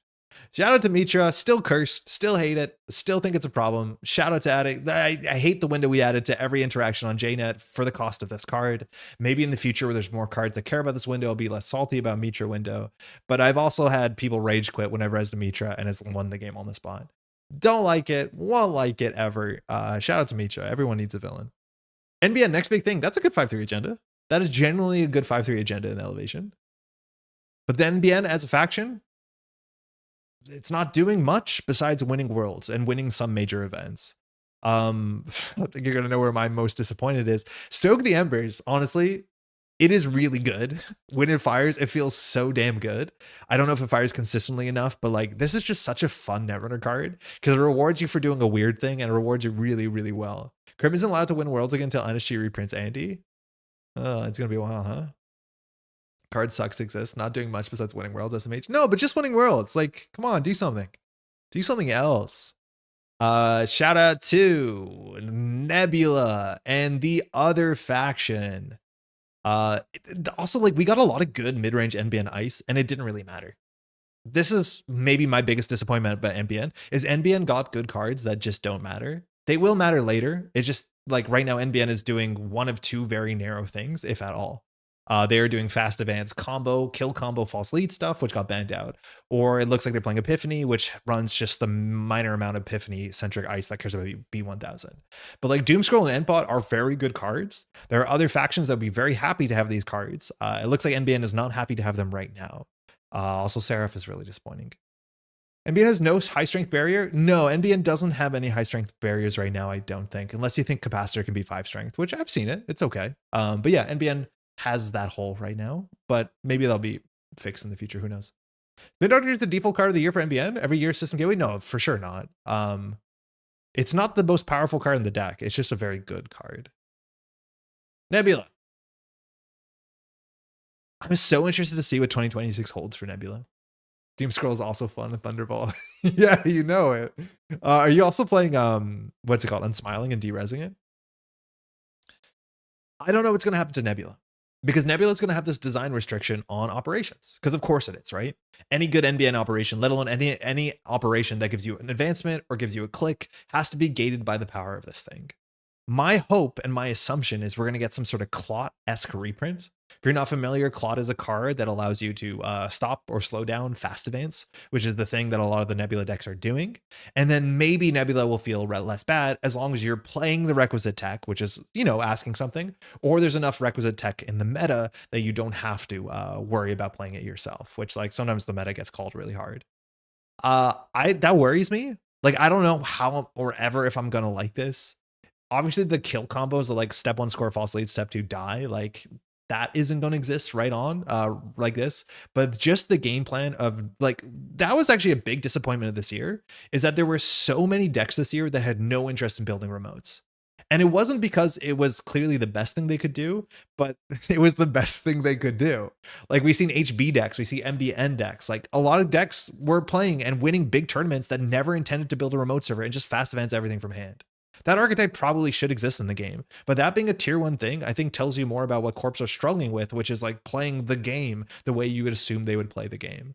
That was really disappointing. And I think one of my biggest disappointments this year, and mind you, there's a lot to celebrate, if we're not focusing on disappointments, is and I know I've said this before, watching really skilled players play this sort of game style that doesn't allow them to flex their creative muscles. I don't know, that didn't sit with me well. I think there is cooler things we could have done. 2 weeks ago at a meetup, hey Cato, happy holidays. I used 3 Epiphany counters to install Stoke, overinstall Stoke with second Stoke, overinstall second Stoke with Spin Doctors. Hey, happy New Year, Cat. How you doing? How's your holidays? High strength ice has always been a hole in the NBN color pie. Barriers? No, we had Data Ward. We had Data Ward. Data Loop, for what it's worth, kind of does what you want it to do. But Data Ward is like technically a thing. Wraparound is high strength barrier. Lol. Kind of. Who needs remotes when there's no Rashidas? It's like kind of true right now. I just really hope next year there's much less of it, because watching people ontological from hand, red level clearance to draw for it, like it's kind of exciting, but it's also the worst. Shout out to the other agenda, the other identity, but I'm happy the tag Nightmare one isn't super consistent. IP enforcement, it's seeing play. It's okay, I guess. It's fun. And yeah, I guess that's NBN. I don't know. It's weird. Data Ward did nothing outside of Acme or Tagstorm. Yeah, but that is like where it did something. It's like NBN, you know, Glacier. It was really quite good in that. I lost the game so hard. It's really funny. I don't know if there's anything else we want to talk about. Holloman's actually a really weird data point. When this card came out last year, it was like a card that needed to be banned. Now it's nothing. It's nearly nowhere. It's a card that some people have to remember what the text is on it and what it costs to fire it. That's wild. That's very interesting. I do think it tells you a bit about NBN in general. There doesn't seem to be like a scoring NBN that wants to put things in remote servers and do it the old way. This card will be back next year, almost for sure. But yeah, card's very good. And it's one of those sort of things like the mid-range NBN ice we'll see more of. Weyland, Green Mail. Shout out to Green Mail. Man, this card annoys me. You used to score the thing and get 7 credits, and now I have to wait. It is cool. I'm appreciating the timing window that you can like fire his wiki immediately to like draw and get a credit on the runner's turn. Like that's kind of cool sometimes.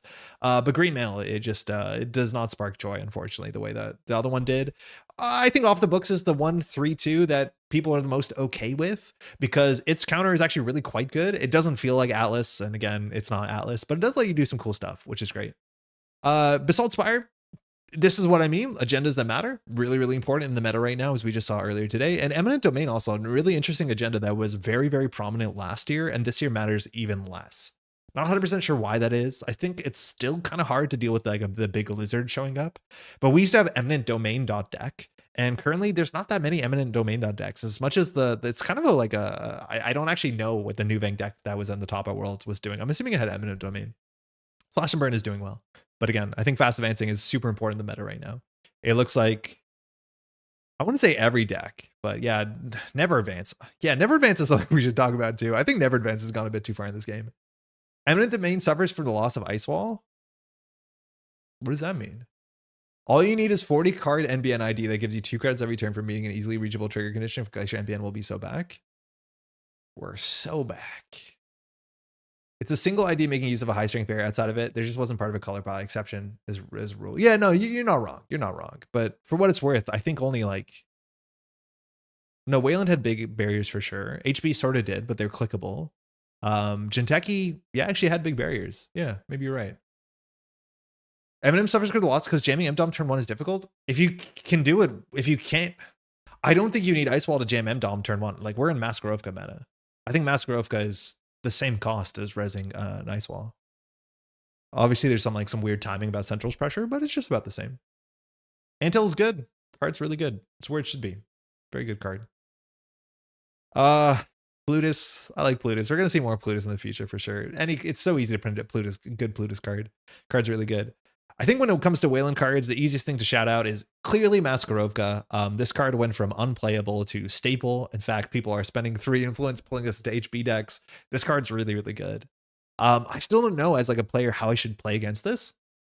I think when you face check into this and they res it for 1 credit, I'm not going to say you lose the game, but it's actually really important. It's really, really important that you don't face check into this and force them to res it for 3.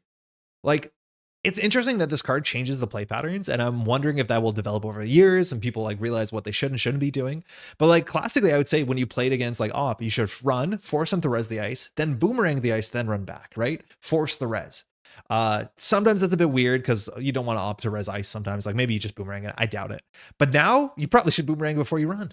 Honestly, you should. The difference is really, really important on the early turns of the game where they need to res a 3-cost card to get them back inside, back into the economy. Very, very interesting what this card does. Very, very, very interesting. Shylander is fine. Shylander is undisappointing. No, Shylander is exactly where it needed to be. Shylander is perfect. Shylander is a card that you want to forget exists so people don't end up triple advancing this. Like, I wish every advanceable ice from now on is trash. And we can just move away from this idea of advanceable ice. Advanceable ice is misery. It makes the game... I really don't like advanceable ice, let alone this sort of like slog advanceable ice. This turned out better than I thought it would be, which is still slightly too good. And it's not that good. I think Slab is the FA tool. Honestly, I find so much more interesting on Audacity. I'd really like Slab's design. I hope we can see other cards that do it. 100% agree. And I'm worried that we're not going to see expend. But that is one of the best things about Slash and Burn is that it is your win condition, but it is a piece that your opponent can interact with. I love that. Obviously, assets are that too. Operations with trash costs in theory that too. But having it be so high stakes, but also card compressed in your deck building, it is such a great card. And I really hope that we see more cards like that, like agendas with text that don't matter, or agendas with text that matter outside of score areas more than inside of score areas. And I'm not talking about defensive text. Very, very, very interesting. I think expend is such a cool mechanic, and I hope that we see more of it. I think we're only like maybe 60% there. But the idea that you expend a Slash and Burn and it goes into archives and you do it, or like you expend an Eminent Domain, heaven forbid, on turn 1, which I don't think I've ever seen anyone expend an Eminent Domain. And then someone chooses not to run archives because they're scared of the consequences. I don't think we've seen that yet. I think you could argue we saw a bit of that today, but it requires a bit of setup. But I don't think we're at the point where like you can expend and be like, what are you going to do? Run it. And then they don't. I hope maybe we can get to there. That's really fun. Now we have to unban Kayambe, reprint Space Camp. I don't know if I've ever unironically played Space Camp. It's capped advanceable ice, which is a lot less harmful than Logjam, I think. Yeah, I just don't like the ice that like infinitely punishes you for interacting. Like there's no way to get around that counter. And then it also, yeah, you're right. If there's other cards that scale endlessly, then that's the reason why that card's a problem. I've expended an M-Dom because I wanted to spin it away. Yeah, there you go. Joey, your free ice. Weyland's in a cool spot. I think actually Weyland's in a better spot than it looks. A lot of this was kept on the back of Opdex. Nuvang was doing well at Worlds. No one's talking about that. I'm pretty sure Zwicky is cooler than anything in the game right now. Zwicky is so damn cool. Shout out to Zwicky, which has just been my favorite deck to play.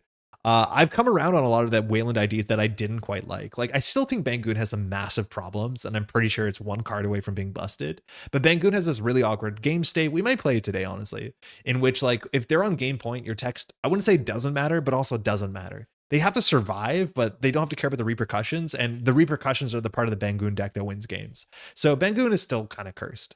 Nuvang turned around massively this year. It was the idea I think I played the most this year for some reason on JNet, which is kind of cool. Op is really cool. And then, yeah, BTL is fine to good. Earth Station is a thing you can do. KPI is exactly where we thought it would be, which is like this mid-range piece. And measured response is, yeah, quite good. Win condition, you definitely want those. What do we have left? Neutral. Neutral.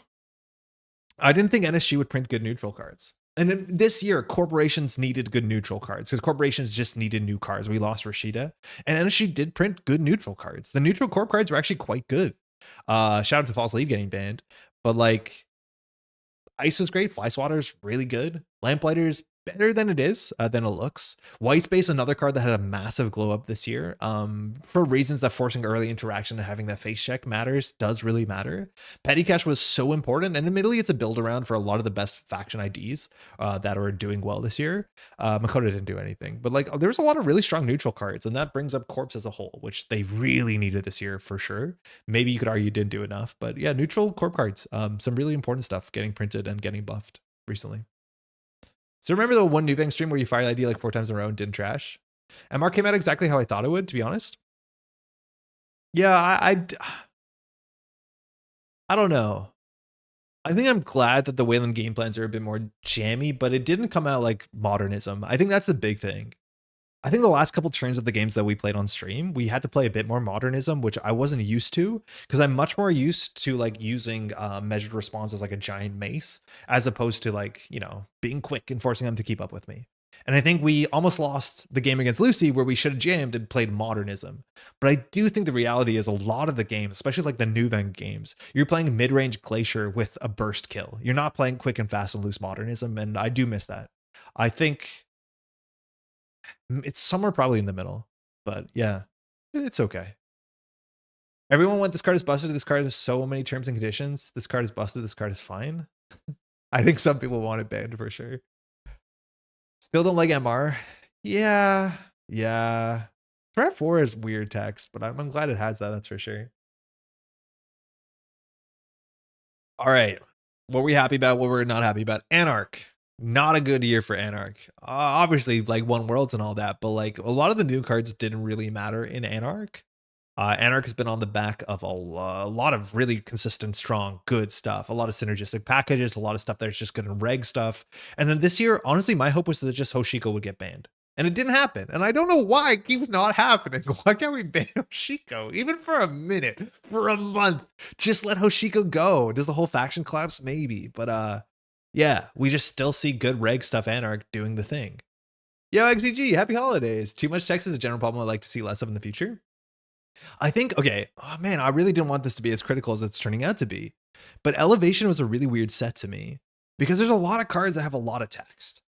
I think System Gateway is my favorite Netrunner product because it's so simple, it's so elegant. Yeah, there's things you do different, but like Elevation to me didn't feel like a second product, like the second thing you should buy. And that's because there's so many cards that are like wall of texts. Like measured response being a really important one.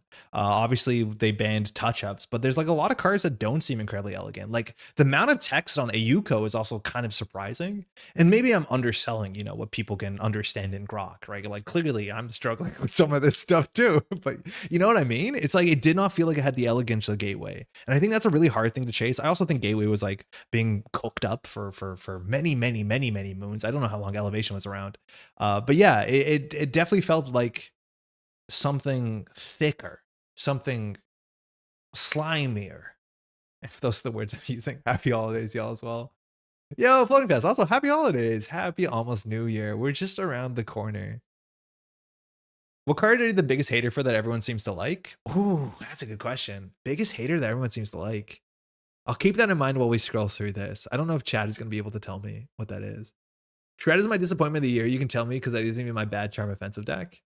This card, like, we understood its purpose was like to give you a way to deal with Managarm, Skunkworks, Anoetic Void in, you know, core, System Gateway, Classic. And did it even do that? I honestly couldn't tell you because they don't have enough reps into that. The card showed up at the top 16 at Worlds, I think, this year, which is pretty funny. I wouldn't recommend putting it in a deck.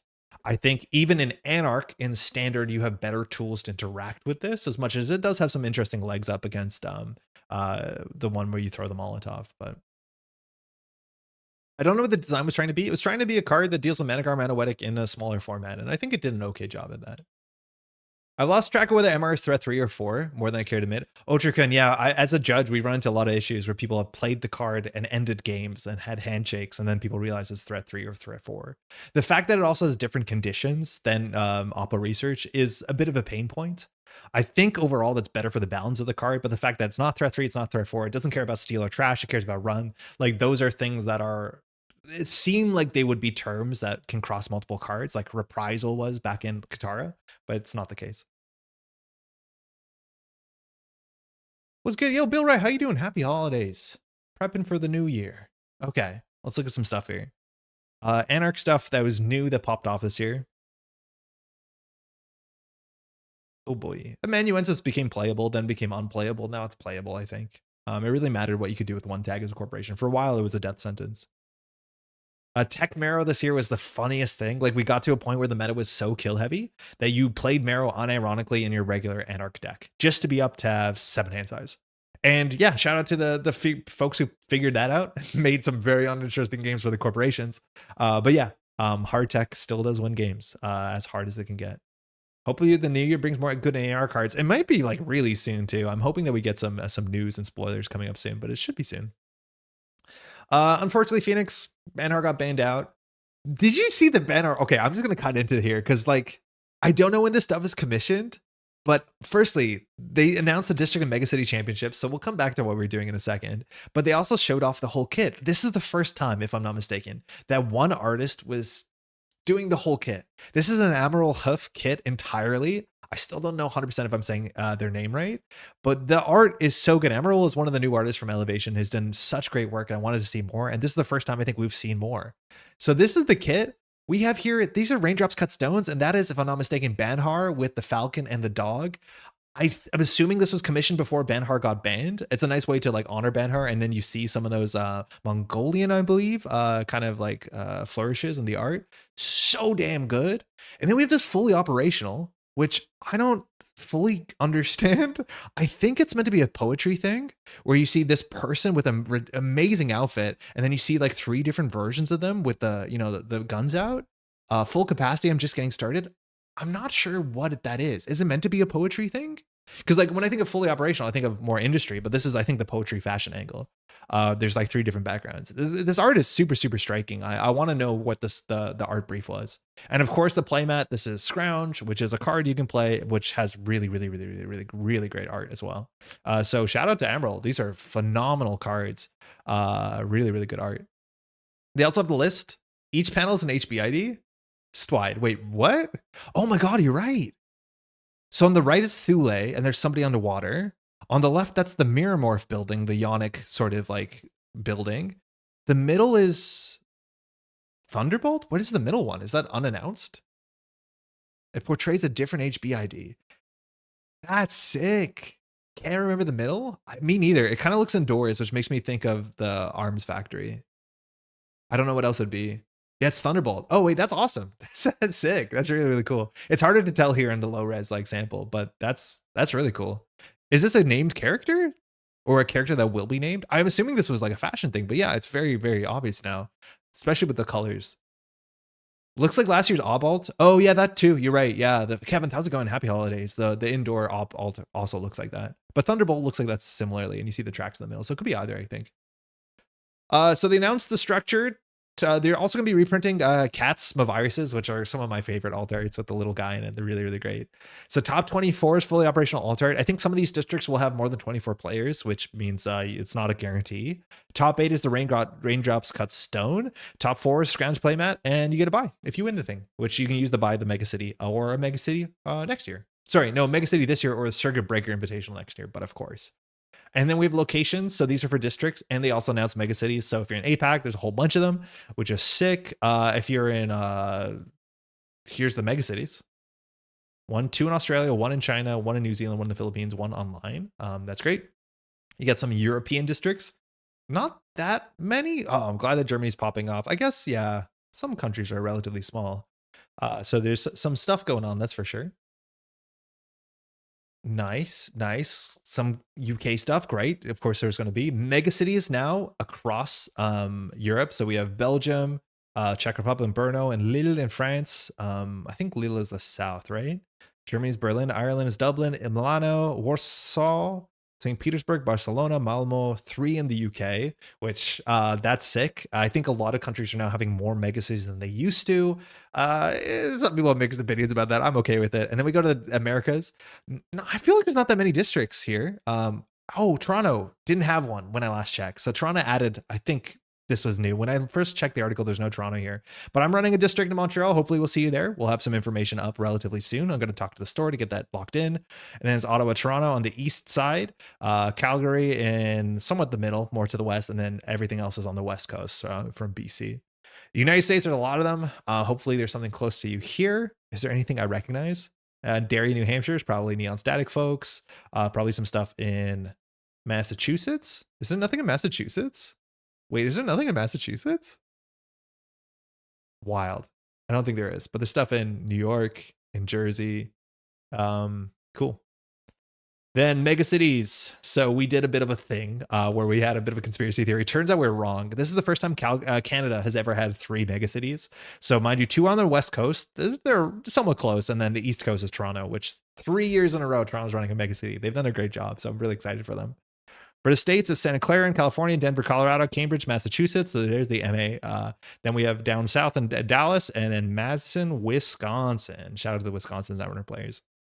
This is sick. Yeah, mascot the Meg. I'm assuming they would get a district too, because most places had both. Like Toronto has a district and a mega city. I don't know why they wouldn't. But I guess there's a lot of things in America. So Netrunner buildings have single-handedly increased my use of the word yonic by like 1000%. PT and Gen, probably most of that. I mean, it's a good word. Reading Megatown Championship hype. My virus. Yeah, just an excellent art, but I don't know. It seems too busy for playing that. I like it a lot. I think it's great. I don't think it's too busy. The middle has some prominence for sure. You have some quiet space. Shout out to Fargo, which is over a year getting a district. Yo, shout out to Fargo. Fargo is Minnesota, I'm assuming. Yeah, there's a lot, so I don't think I read all of them. But yeah, Fargo. Very cool. Are the same number of districts and megacities next year as this year? No. Well, districts I couldn't tell you. You'd have to check. My guess is this feels about the same. I think we might have had 1 or 2 fewer in Canada. We definitely have more megacities in Canada this year, which is not something that was announced during the application, which I don't think changes people whether they would have applied or not. But I think it would have been cool to know. Maybe based off the applications they saw, like, oh, we have 3 good applications. Let's take 3 good applications. Shout out to the Midwestern US players with the acronym LMNOP. Canadian trying to locate American cities, KEKW. I'm pretty good at it. I think my American geography is better than many Americans' Canadian geography. Let's just say that. The thing that gets me is like I don't know these. Like that's Pennsylvania for sure out of context. But like if someone said no, I would know PA, but like it's not obvious to me what some of these. This is Washington, I'm pretty sure. Yeah, Bellevue. I think MA misses a DC because it was between them and Derry, so they split. One goes to DC, one goes to MC. Okay, now I'm lost. This is really cool. Really excited for organized play. Glad that's announced before the end of the year, so you can do some planning as much as the dates. Just check out Always Be Running if you want to find the dates. We transitioned to that because we saw Scrouge. And we saw Banhar and the Raindrops Cut Stone. I wonder if that card was meant to be a Banhar and then they just moved it to Raindrops Cut Stone, which I have no doubt, and I kind of know Null Signal has done that before. But my guess is that was meant to be a Banhar alt art at some point, and then they were like, ah, shit. And then they just move it to Raindrops, which like, that's fine. That's a cool way to use the art. That's obviously really good art. But I would bet a lot of money that was meant to be a Banhar alt art at some time. All right, back here. Raindrops Flavor Text is Banhar, right? So it's a good hit. Yeah, no, it's a great hit. I'm pretty sure we saw one at Worlds 2 where it was a Shaper card that had to get moved to something else, and it still works out fine there. Derry and Boston are about an hour drive apart. Oh, so Derry is like southern New Hampshire. Because like southern New Hampshire is like a 4-hour drive for me, so I guess that does make sense. Very cool. All right, we're looking at Anarch IDs. Yeah, sorry, Phoenix. You had a moment. It wasn't great, but then you kind of burned out a bit early. I'm assuming she'll come back at some point. It requires a couple cards to get printed. That can't be that hard. But yeah, Phoenix obviously got banned out really, really hard. Topan also didn't do anything. They're like super dead on arrival. This archetype is like, It has the frustration of Nuvang. It really does. Like there's some gates on it. There's some random 50-50s you lose. There's some frustration in it. Sometimes you look back at the JNet log and you save 20 credits and that should feel good. But I don't see a world where Toppan is doing something with Hoshiko being around unless you can't run. So I don't know. You think Into the Depths was a deep dive? Yeah, pretty sure. It feels very Into the Depths to me. I'm pretty sure that was a deep dive. I do not think that the art was commissioned. I don't think someone in Null Signal Games was like, do you know what's a banger card that we should get all art for? Into the Depths, right? Like all the other cards were super meta relevant. That was the one card that was not meta relevant. Besides, like, you could argue IDs, but you just get all the IDs.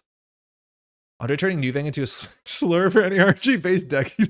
Like, well, no, but you know what? Like, play Toppan, play the console. Just a titanium ribs, the like would be so good for Toppan. There's a lot of ways to make Toppan like slightly better. Or a lot better by just having like 1 or 2 more cards. I love Toppan and think that they just need a host band to start seeing play. They're on the knife's edge of good. I don't even know. I'm not 100% convinced. But we'll find out. Nope. Rising Tide. I'm not going to be excited about playing you. I feel like you're a shaper card. You're an Anarch card by like necessity, but that's kind of it. I want to shout out our little virus boys, not a virus. That hurts. That hurts me a bit. Otherwise, Anarch stuff is like, you know, it's the same stuff it was. Yeah. I think Cacophony is exactly where it should be, where it's like, it's a fun card. It's a scary card in some matchups, but it's not something you have to worry yourself about. Cacophony is cool. I like that. Don't overlook Gourmand. No, I mean, I wish Gourmand was a virus. That's all I'm saying. I think a reprint of Titanium Rivers breaks the game. Need a different way to boost Toppan. Yeah, just reprint Clan Vengeance. That won't break the game. Skrunkly? Yeah. Skrunkly? I didn't realize it was named. Cool. This stuff is cool. I'm getting a bit tired of twinning.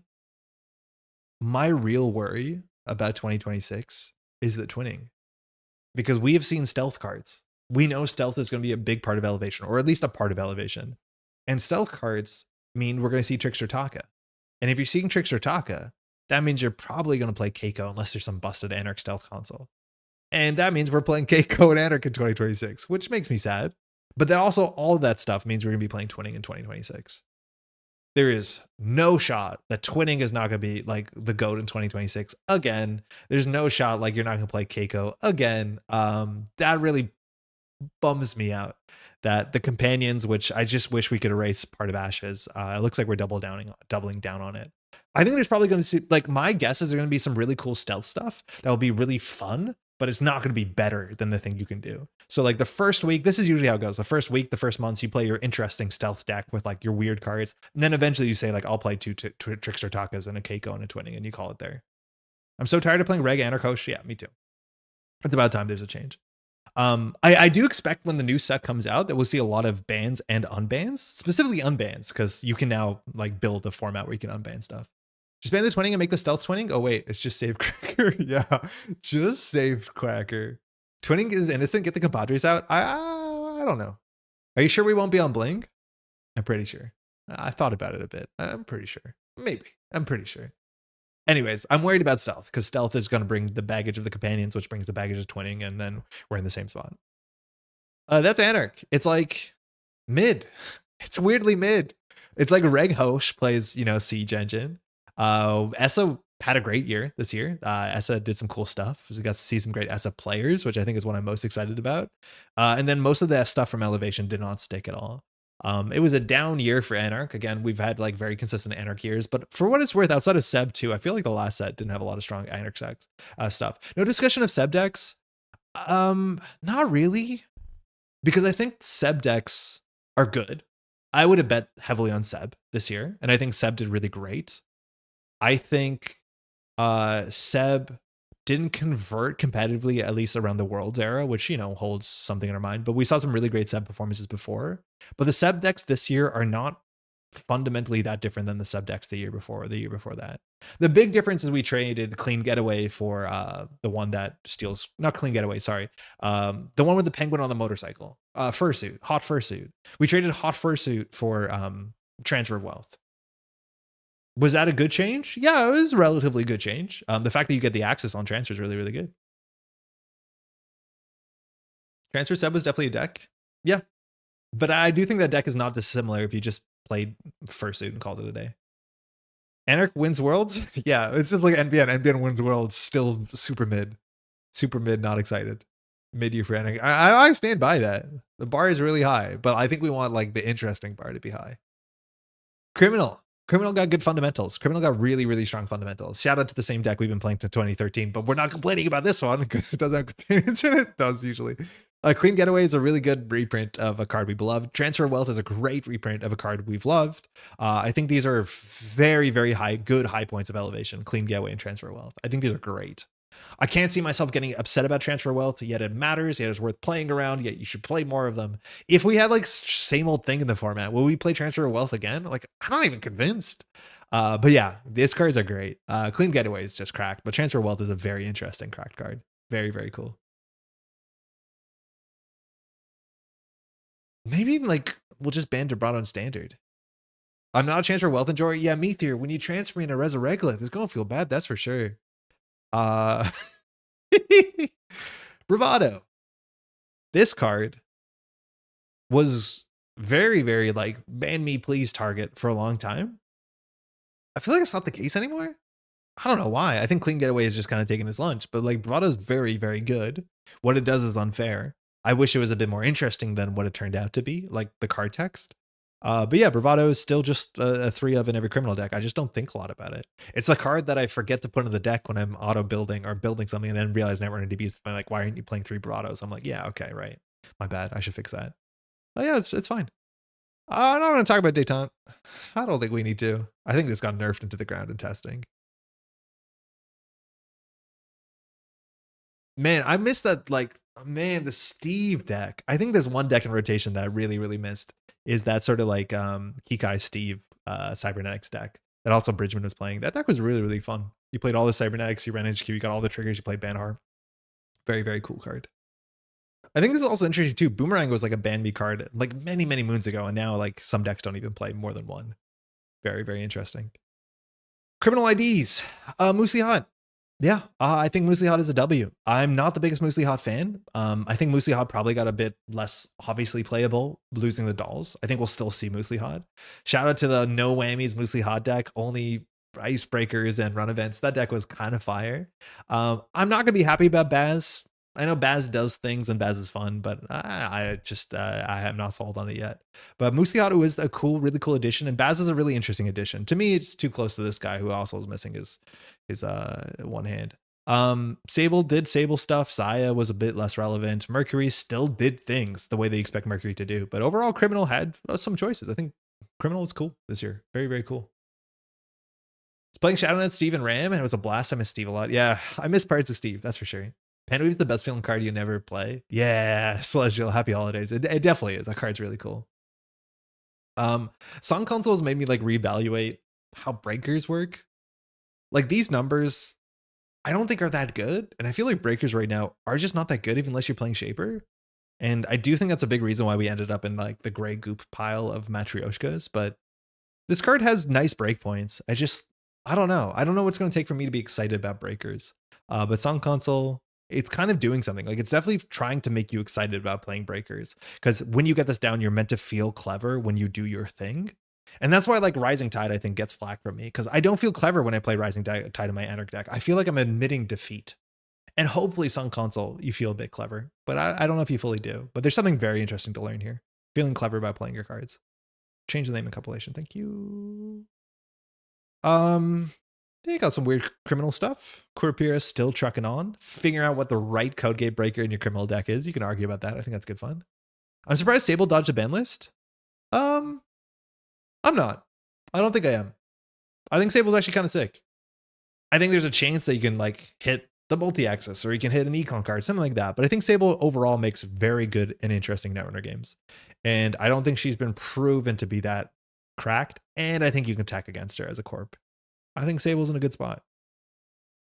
Sun Console's problem is you play econ cards and then install breakers, not the other way around. Yeah, but your run events don't have to be econ cards. They can be though, but I don't think they have to be. I think that's kind of interesting. I think that is kind of interesting. Cool. Red team.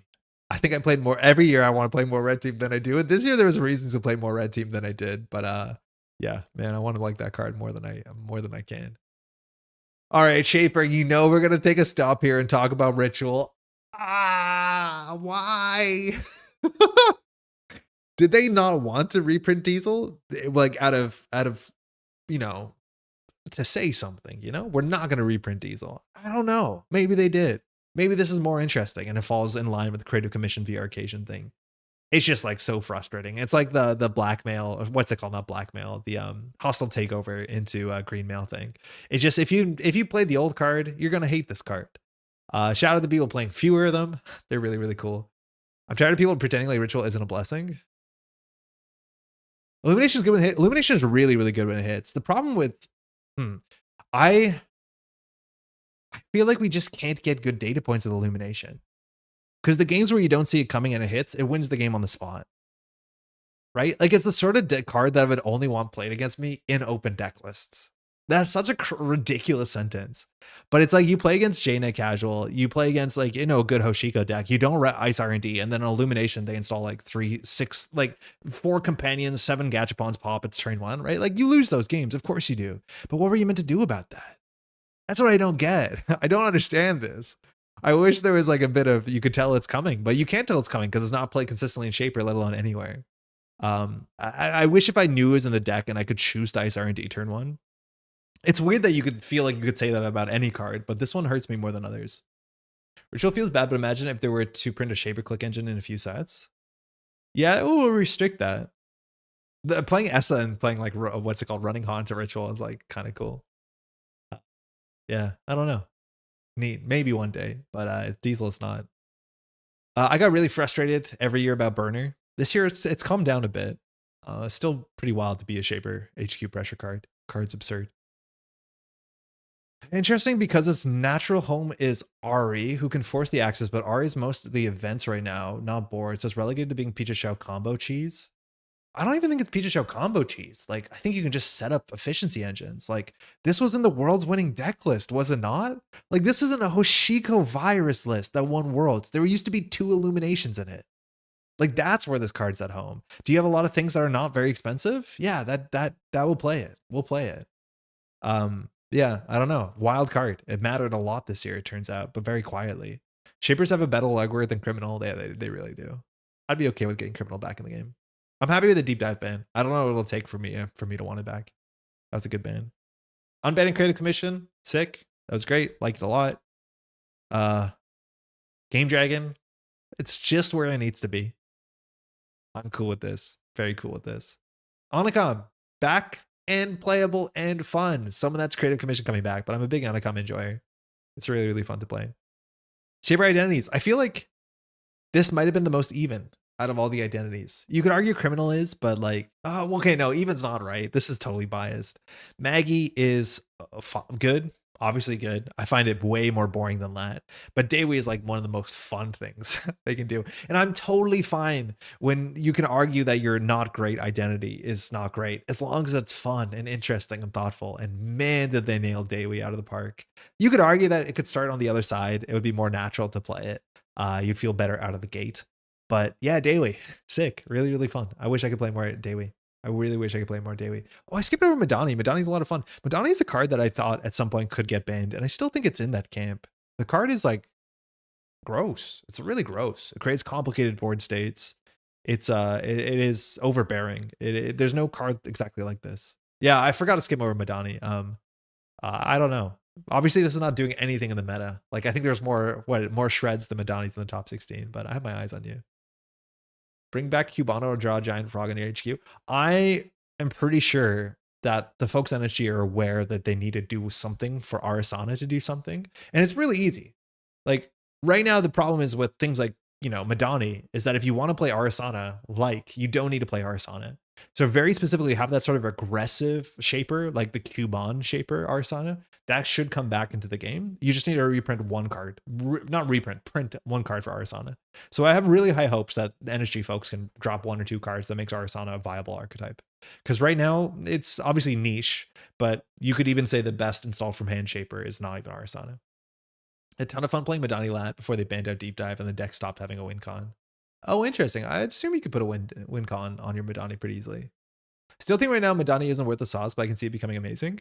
It's a sort of card where like if Corp, this is what I mean. It's like I don't see how corporations can play mid-range Glacier when you have value engines like this. Like if you want to consistently play like honest Netrunner that's like 15 to 16 turns, excuse me, I don't see how you can beat Madani. Like that's the issue. It's like some things don't exist because they can't exist because of the current format, but like this thing looks like it'll crush anything that's trying to play honest Netrunner. What is the card they should print to make Ari real? I think you just need to reprint a Cubon, right?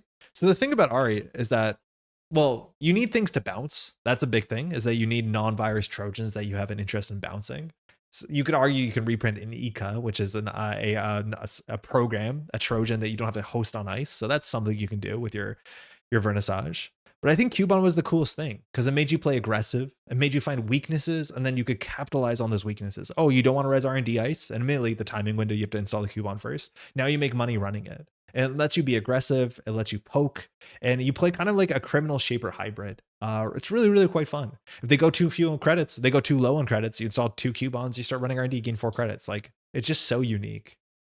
As one of the latter, I don't enjoy the UAV engine. I think there are 2 types of Ari Sickos, and one of them wants an Ika, but the other one's a Cubon. Yeah. The other one's Ika. And like, I don't think Ika, oh, it's actually the previous card.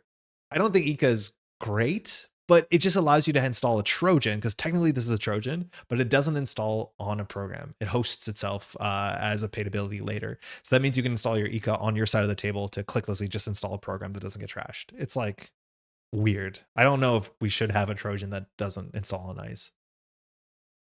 I think literally everyone wants Ika. Ika's sick. Yeah, I'm not big for Ika. It feels like all Trojans should kind of do the same thing. And this one feels like it's out of line. Cool. Lat. Apparently I love Lat. Lat's fun. I like Lat a lot. Principia, cool card. Very, very cool card. Interesting card. I think that was a great addition. Azimut is fine. I do like how they made this a bit more expensive or costly, unless you're Madani, or not Madani, sorry. You're Dewi. Very cool. Devadatta also, not bad. Some good fundamentals. Like, this is what I mean. These are the cards that I feel like should be in an elevation, and then some other cards don't feel like they're in elevation. I think that's like, or they should be in like a new player product. Like Principia is also so cool because I don't know if the design document was to make a card that feels like it matches thematically with the sort of scaling of Echelon and Unity. And so now they have a Fractor that also scales with the amount of Icebreakers installed. Like, that's awesome. I don't think we had that as elegantly across the other factions. And then Azimut, very simple. Devadatta, very simple, but very powerful building block cards. Criminals had it. Shapers had it. The Anarch ones just kind of missed. I was frustrated this year with all the recursion on the Shaper side. 3 Simulchips, 3 Muses feels like a lot, and it kind of is. It really kind of is. I like Apple. Yeah, Apple, fine. I'm shocked that we, who play the same list, have the same opinion.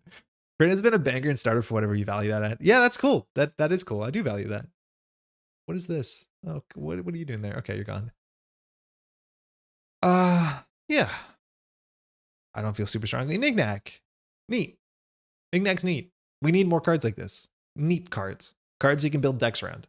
I would say Shaper right now has too few econ engines. It feels like a lot of Shaper decks are the same. You could argue a lot of criminal decks are the same. I think you could. Even Anarch decks. The card pool is small, let's say. But Shaper has like 1 or 2 viable econ engines. One of them is Knick-Knack. Yeah, it's a neat card. I like it a fair bit. Did you know Flux Capacitor is unique? No. Kind of makes like a bit of sense. How many Flux Capacitors could there be out there? That's wild. I guess that's more healthy, right? If you had too many, you could do some really ridiculous stuff. Cool. Nuka has just become such a staple. Like, I think when Nuka came out, you thought Nuka would be good, but I thought Nuka would be a card that you'd play in certain matchups. But I don't think there's any deck that doesn't get better by just playing Nukas in it. It's like what Diesel used to represent, Nuka now represents for Shaper. Nuka's really good. All right. Neutral. We got 1 or 2 neutral cards on the runner side, but they weren't very good. Matryoshka got banned out. We got Side Hustle. Is that it? We just got Side Hustle? Yeah, okay. So not much to say. Flux is no Cubon. Flux is no Cubon. That is for sure.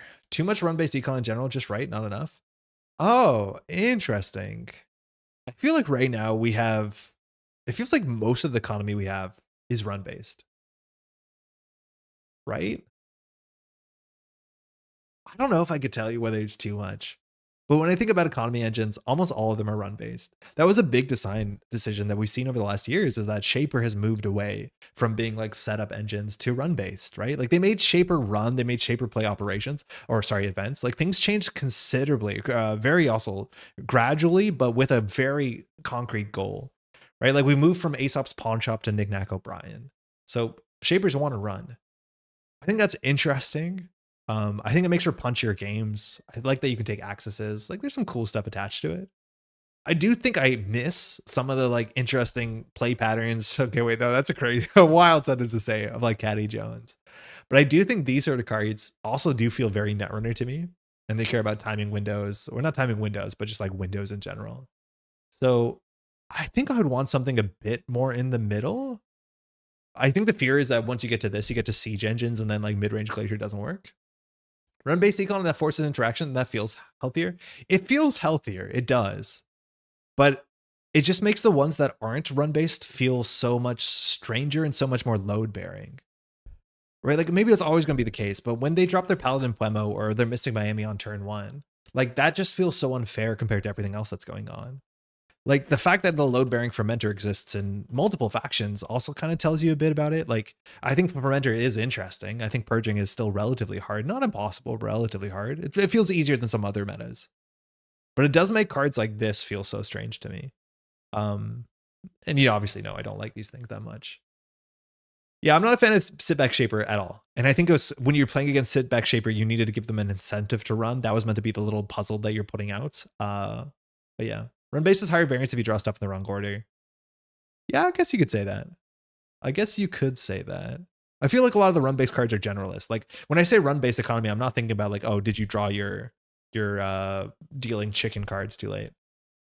I don't even know what it's called. The one with the chicken bag. You know the one. It has a bag of chicken. Side hustle. Fermented reference feels fair. Companion references, I feel at this point, an obvious problem that already exists. Yeah. But I think it's like the modern meta just accentuates it. Because back in the day, like drop Daily Castle on turn 1, drop Companion on turn 1, they kind of felt similar, but now it's just Companion to be like, oh, that was the unfair econ card to start with. Yeah. Interesting. We also have a lot of decks that are like scrappy, and I like that. Like the deck that won Worlds has an econ problem. Like it just has a liquidity issue. So we're playing on low credits. And I kind of wish there was more decks like that. To some extent. You're going to have measured response. You're going to have oppo problems. Like you need other ways to interact with the board favorably. But that's also kind of cool. Yeah. I'm really excited for 2026. There's a lot of really good stuff going on. I think the big success this year was like organized play. I organized a couple events. We went to Worlds. There was a lot of organized play this year, whether it's online or in person. And just about all of it was incredibly exciting. The narratives were changing. There's really good online support this year. Not that there isn't usually, but like, man, people were plugged in this year. I thought that was a really great part of this year. Whether it's like podcasts this year have been bangers, content has been really good. Like websites like Surveyor, Spider Bros website, or the Maker's Eye, like that stuff has been so great this year. That was really good. OP energy was high the whole year. Yeah, exactly. It was like genuinely exciting. Like banlist stuff were coming out consistently enough, and they were like just inflammatory enough for people to want to say something about it, but then ended up largely being pretty good. Yeah, I don't know. It was a really solid year, like for sure. UKOP this year was truly incredible, and everyone pulled out all the stops, and it was so fun to be involved on both sides. We're not doing that again this year. With that being said, we're never doing that again. Yeah, I think things are going to be different in 2026.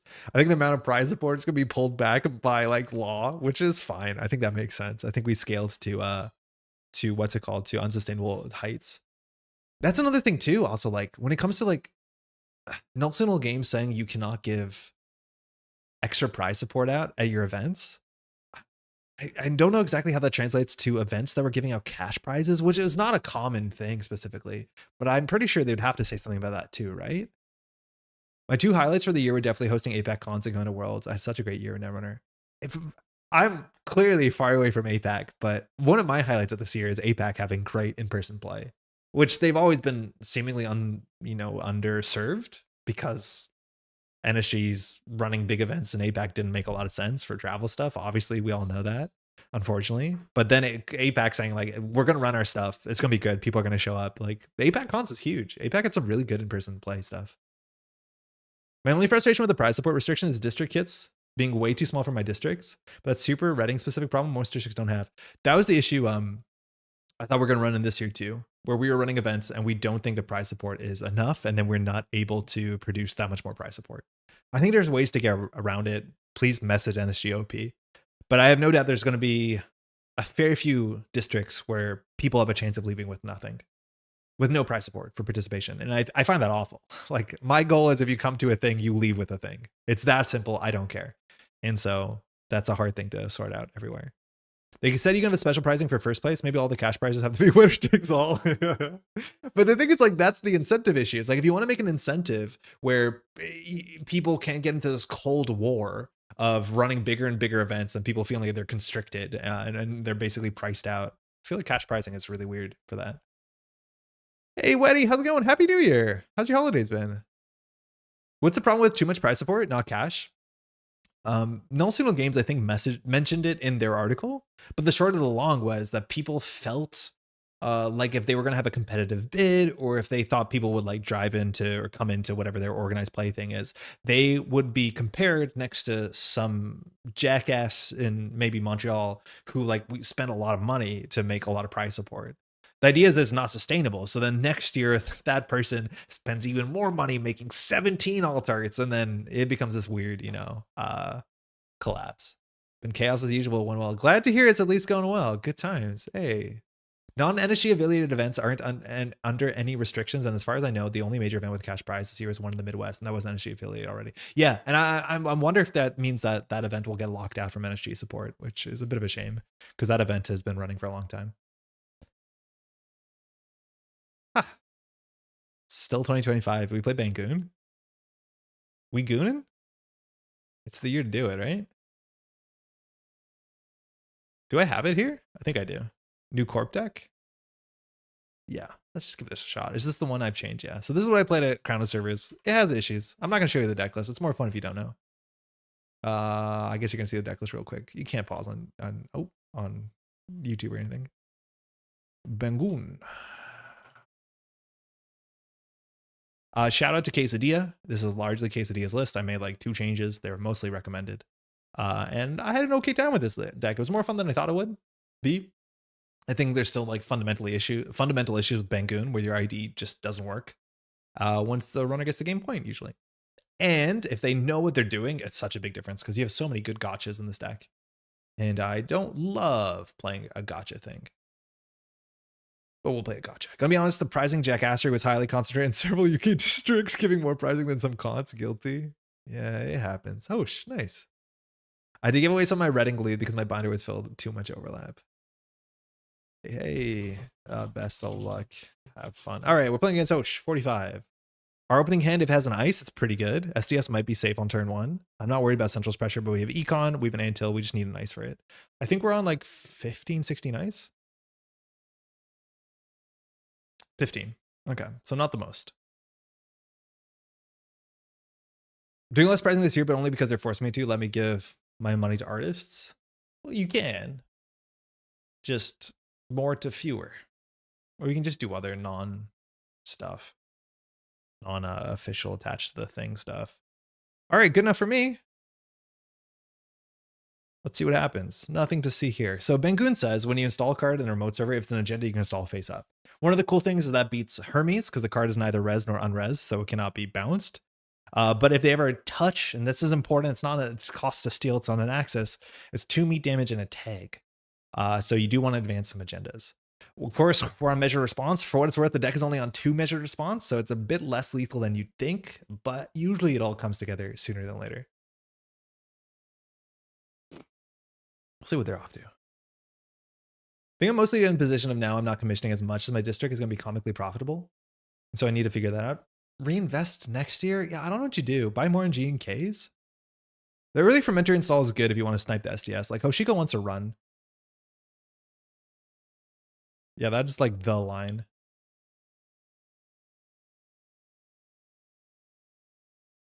Okay. Don't get punished. And we can play the Gov sub. Our deck needs a lot of money because our combos are relatively expensive. But play program first, then run is like kind of weird. In theory, if they're playing around SDS, they should do that. Nice. Yeah. Seasoned to taste. Cool. So we have one of those. So we don't have much going on here. We want to draw for an HQ ice. This is fine. And nothing to see here. We'll just play Gov Sub. We want to play fast and loose. If they hit the bite too late, end of line wins the game. Sometimes that simple. Yo, Dan, happy holidays. Hopefully you're doing well. Happy New Year in a minute. Or about 24 hours of minutes. Played your BANGUN deck. So much fun to jam. Yeah, it's cool. It's cool. It makes some really fun games. If things are good, it's good. This is up for what it's worth. Also totally Quesadillas list. Gachapon. Okay, so we're playing reg stuff is my guess. We get a bit of a look inside the machine. Once it's pulled, we're expecting companions. Maybe they like try and rip a botulus or face check and rip this in response. That's cool. The first Antil proc, we're already relatively happy. With a single ice here, we're maybe not super excited to do install advanced SDS. As much as doing it face up is still very expensive. We definitely want an upgrade because our upgrades are really, really good at softening the server. Are we jamming at turn 3? I don't think so because single ice, like botulus just runs it. Like this is the last click access. If you hit the bite, you lose the game here. Unless their hand is like all steel skins. They trashed a measured. We're happy with that with a spin doctor. But yeah, running last click, you can just lose. All right, now we're going to set up to do it. I think we do hammer on server 1, SDS face up. And then we probably gov sub. R&D is wide open, but hammer to mask is like kind of perfect. We could also ice up R&D. Like losing on R&D is really bad. Like losing on centrals is what BANGUN does. Charge less and offer free reduced tickets. Yeah, that's a good way too. So if we res all this stuff, this is some credits. So we can just do gov sub. It's going to take us 2 turns to score this out no matter what. So next time we can do advance ice. The amount of advancements doesn't matter. And now this also puts them in this weird lock where they don't want to install breakers. Can we II the SDS? It's not super safe. I don't think we're heat because if they get a botulus, they can just run it. And they're going to crack a Gachapon. So now, yeah, if they install a breaker, it's like really frightening. They'll probably have multiples, but SDS is like so paralyzing against criminals, specifically against anarchs is less incredible. It's still pretty good though. Don't want to undercut the other districts in the UK when my event sells out at current pricing. I don't know if you have to be worried about that. You could also raise money for charity, like anything over your thing, you can ship it off to a good cause. I think that'd also be nice. Ooh, they got a steel skin. That's one of the best cards in the matchup. Yeah, I don't know, Lisi. I'd have to think about it. Oshiko's still digital. They're only on 4 credits, but the fermenter is pretty ripe. Please warn me when tickets are running out. I'm 99% won, but I just want to wait for finance reasons. 20% sold currently. When's the event, Lucy? Extra to local charity is always a nice thought. Yeah. I think if you can, it's nice. For sure. Okay, they cracked the fermenter. So now the SDS is a bit harder for them to get. Let's see if they install an echelon. Okay. So are they raindropping the server?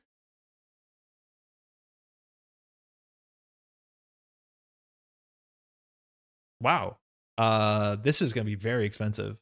So if we res this, it trashes the Keiko or the Paladin. We'll probably do the Paladin. Gives them a tag, which is relevant.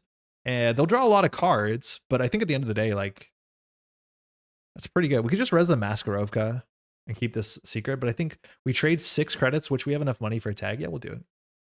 Yeah, we can res both easily. That's why we did the double, like getting your double govs. A lot of times in this deck, again, it's not modernism. It's like kind of like a plotting tank where you'll spend the first couple turns clicking for credits so you can just do gov sub, gov sub. Hey, Jai, happy New Year. I saw you dropped into a stream just the 2 nights ago or something, right when it was closing down. I left you a message. Hopefully you're doing well. They can break some of it technically. Nah, I don't think well, they could. I think it costs like 9 credits though. It costs 7 to break 1. So yeah, I don't think they do. Yeah, a lot of times you're better face checking without a breaker, so you don't have to worry about text on like Stavkas and stuff like that. GNK every second Saturday of the month. H1 CDK on the 31st. District April 4th. I'm gonna be busy. I need to order some GNKs. I think we're waiting for the Canadian shipping to be better. Dream meta? What do you mean? Happy New Year's in advance. Thank you. You're like very close to it, aren't you, Jai? It's not New Year's yet, right? Like it's in like 12 hours. Fire?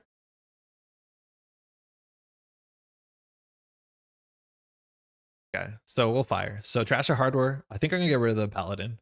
It's Econ. They have a tag. They can keep going. They're gonna draw 300 cards. And this one they're in. It's noon on New Year's Eve. Okay, yeah, that makes sense. You have 12 more hours. All right, we're still on 16. Next turn we double advance. Hopefully find an ice for an R&D. If they run HQ, there are 2 tags in, so the only thing they can really do here is clear tag. I think our deck has 2 end lines, so it's not likely we win. I don't think we would fish for it. So I think we just stick to it. Second Saturday, not one every 2 Saturdays. Sure gamble flow tag. Okay, cool. So they die to double measured. Sorry, to double end of line. If we top deck one, we win, but it's unlikely. I guess they could have a steel skins, but they've already removed one from the game, so their chance of surviving is kind of low. They have good credits though. That's for sure. So best top deck if we don't draw an ice is an upgrade. We install in the SDS, double advance. End of line removes the tag. Oh my god, yeah, it's been a moment. Hey Radish, Happy New Year. How you doing? Yeah, you're right. It does remove the tag, it turns out. I think we just do triple advance so that we can jam next turn. Like no matter what, if they run this, it's gonna be ugly. It's 2 meat damage, a tag. They have to get through the hammer and the mask. So if they install a fractor and run, like it's still very, very expensive. Wake up is not 2012. Shut up.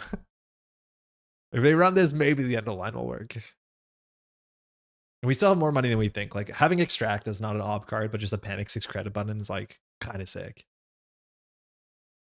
Oh wow, they threw out a Lucky Charm. Lucky Charm is actually a way to sneak in the server. Lucky Charm run HQ run server 1. But this is where it's hard. It's like if you install a breaker, we cook it. Otherwise the echelon's getting cooked, which I'd rather cook a fractor. Happy New Year. I played Mushin Bangun in Internal League. Probably not a good, but still a game. Yo, what was the worst matchup? That's sick. Slash and burn end of line. Yeah, this is not a Neurospike deck. I feel like I'm less and less a fan of those like, oh, it survives, you die game plans like the Neurosmari stuff. But Bangun does it okay. It does do it okay. You play some Malaprots and get your cards consistently.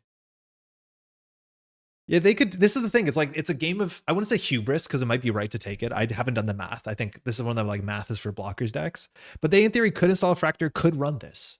Yeah, Botchos, they could run. Oh, now they have to break the hammer though. Like this is gonna be very expensive, and I'm hoping at the end of the day it's still for us. I got Chaos Jugglered. Right? Like they have to break this. They have to break the Botchos. I don't know when they're stalling for a minute. Oh, for the SDS. Okay. But at the end of the day, now they're gonna be on 1 card in hand, 2 tags. Like I think they're cooked. We're playing Bangun. Hoopers is the right word. It is, but like we're hoping that they do something bad. David, welcome back. We're hoping that they make the wrong call. And I think they're setting up to make the wrong call. Maybe if they raindrops here, okay. So now they have to break the hammer. It's still 7 credits at a minimum because they have to make us not trash the Botulus. At that point, they might as well pay 8 credits. Fire. Oh, that will trash the Botulus. Sure. Yeah, I think they missed because that subroutine trashes Dakota Fractor, not Dakota Fractor Killer, so it eats the Botulus.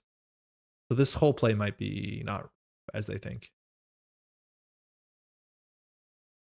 Played Scarcity, turn 1 in the game was instantly. Oh yeah, massive Chaos Juggler. A beautiful picture from UK Nats of multiple people glancing at my board. Horror 5 advanced unscored basalts just sitting there. Turn 1 mooshing a city works actually sounds kind of sick. You can take it back. You can take the whole thing back. No new info gained.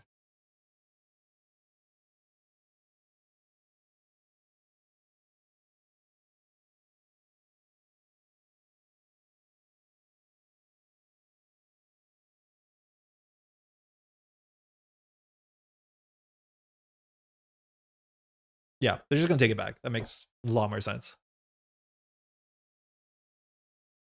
If you want to undo turn, I'm assuming they're a newer play. Fast track for CityWorks motion mid game. Okay, cool. So they're back. We know a bit of their hand. They have 2 programs in their hand. The thing is, like, there might be totally fine letting us score this and just losing an echelon. Yeah, of course.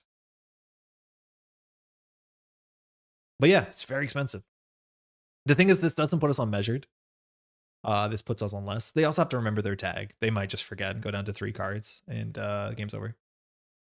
Being able to use dedications for value is pretty slick. I think I did actually tank the CityWorks program BANGUN punitive as the second punitive. It's always the second punitive that gets you. All right, leech. If they run HQ and 1 and 4 the bite, we win, usually. All right, they go on R&D. R&D is a weak server. Our text doesn't work there. I'm assuming we shoot the echelon. I wish we had something better to jam here. We have a second end of line. Like, there are some turns where we tempo an agenda and end of line just to knock cards out of the hand, which is kind of fun. So I guess we res the Spin Doctor first.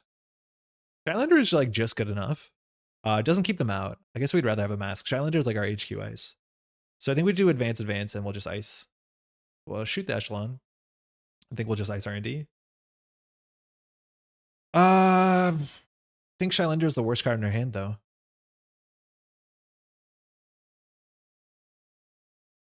Maybe it's extract. 6 credit econ butt card's not bad. I don't think we're gonna have to ice HQ this whole game, though. I'll get rid of it. It's only on 1 punitive. It just happened with the archived. Yoy. Yeah, I wish we jammed something in the remote server. So again, this deck has a lot of really good upgrades that make the remote server really hard to run. We're also now on threat 3, which turns on Angelique Garza Correa and her horse Shoot, which means that we technically have a 5 damage combo if we do Angelique into end of line, if they don't shake the tag. It's back. All right, that's not a lot of influence. 3-point Eternal is where it's at. I wanted to check out 3-point Eternal, but I think I want 3-point Eternal, no currents. Archives check, okay. They get the leech counter. Hoshiko stays digital. I think we might cycle. Oh, perfect. We just score this. We're on threat. This is like one of the decks where I really, really hate what Green Mail is compared to the other one. It's like scoring this and doing nothing. Like your turn just being a full wash feels awful. Feels so bad. Fun to tap into stream after a year or two, only to recognize half the cards. NS doing work. Netrunner, welcome back. Thanks for making it back. Most of these cards I think are somewhat similar, but definitely some new readers. Happy New Year's. Currents aren't bad in 3-point. I just don't want to play against any currents, I don't think. The current that was in Tuno's deck list for Ram was really cool playing Scrubbed. I guess a lot of the worst currents are pointed, right? Nice to see you again. Happy New Year's to you as well. Thank you. Happy holidays. So they cleared the tag. Nice. Getaway HQ. Hit the bite. Game's cooked. Hit the bite. Hit the bite. Hit the bite. Classic gameplay. Spin Doctor. I wonder if they trash that. They do. Okay. We have a second one. We were going to use that Spin Doctor next turn, so it's sometimes hard to trash the Spin Doctor with a Spin Doctor on the table. They know where 1 measured is, and they have to now play around measured Angelique because our reach of 5 if we have those. Buzzsaw. Okay, breakers are building. We want upgrades. We want agenda. If it's all advanced events, we'll install advanced events anything here. We haven't drawn into our Phaunotrias, which are our favorite card for the remote. Rego doesn't do anything. I think we'll draw once for an upgrade. I think Antil is better than Rego. I don't like clicking for credit, but I'm not drawing last click because then I should have drawn before I put the Antil in, so that's bad. The only good currents are pointed as ELP, Death and Taxes, and Paywall. I tuned in to Tuno playing at RAM ELP, I'm pretty sure, in AUCO. And I was like, okay, I've seen enough here. It was really, really rough. I played Mati with clones aren't people, and it was glorious. Woof. Is Mati not pointed? All right, we're waiting for an agenda. We're waiting for upgrades. Their economy is okay. Echelon and Leech counters goes far. They definitely want to find their Rising Tide. We saw them shuffle 1 back into their deck off the first Gachapon.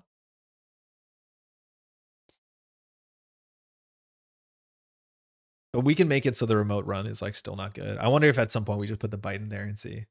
Mati is 1 point. Ow. Yeah, clones technically is not a current. It's like an operation. You play for a click and it's gone.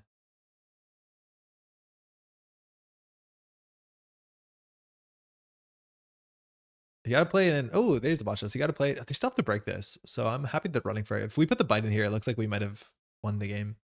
But it's hard to tell table bite against an opponent you don't know. Clean getaway. Oh, this is expensive. So this hammer they have to break. So I'm assuming they'll spend 2 leech counters, which is a good use of those. They probably need to break all 3 subroutines.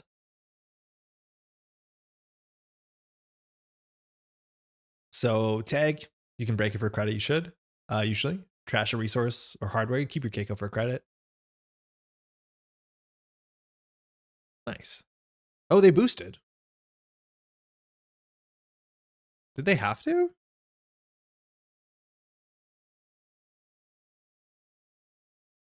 Wait, what happened? Oh, I think they misclicked.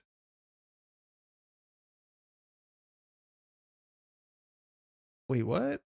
Their echelon is 2 strength. So they use leech. I think you overpaid.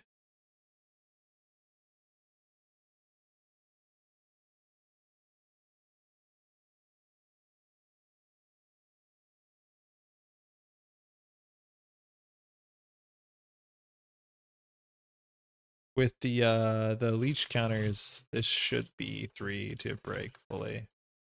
So give yourself a credit back, and I just won't fire. Yeah, I think they just goofed it. Yeah, we can just do it manually. In theory, undo click would be fine.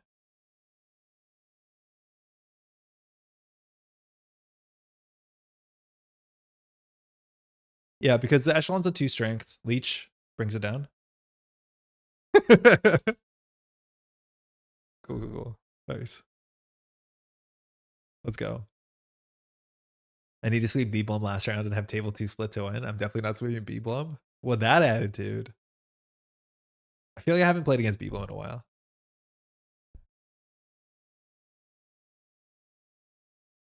All right, Mascarovka. So we're getting 2 credits. They're getting in. They're getting their money. Probably trash the Antil. We put a bite in there. They're very likely dead. Oh, no, they just clear the tag. We don't have it measured.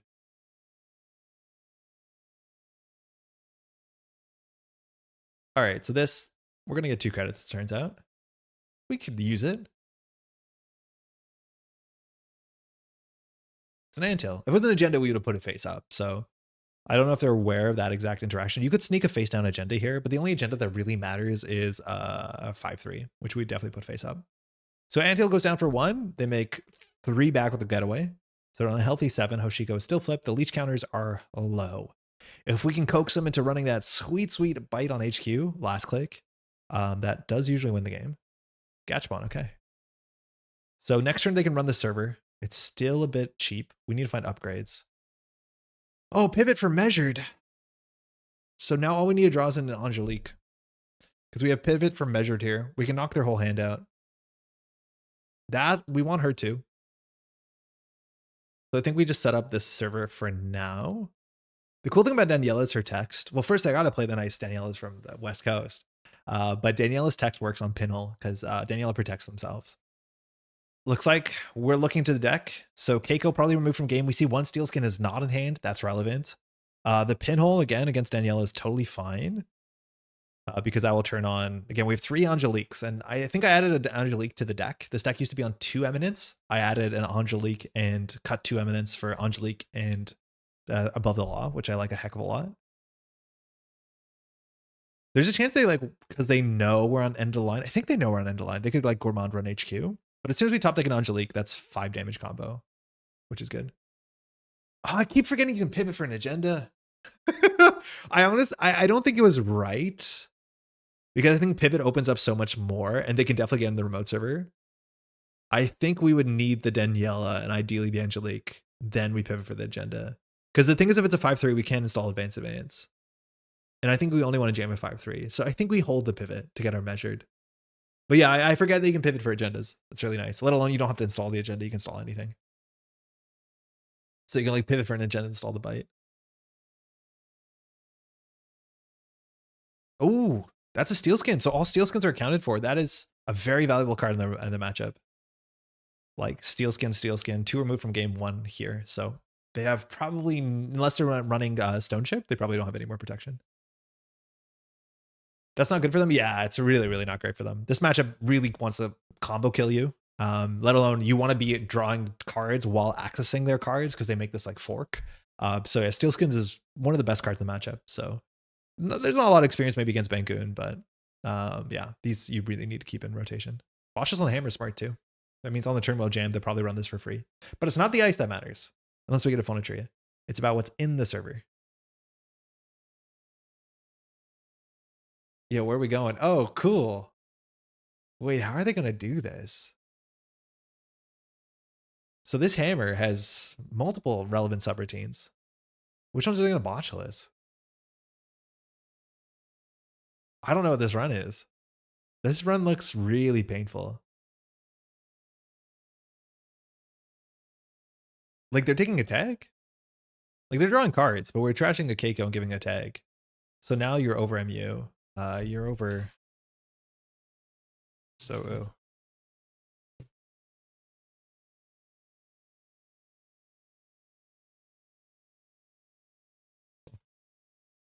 Yeah, that seemed important.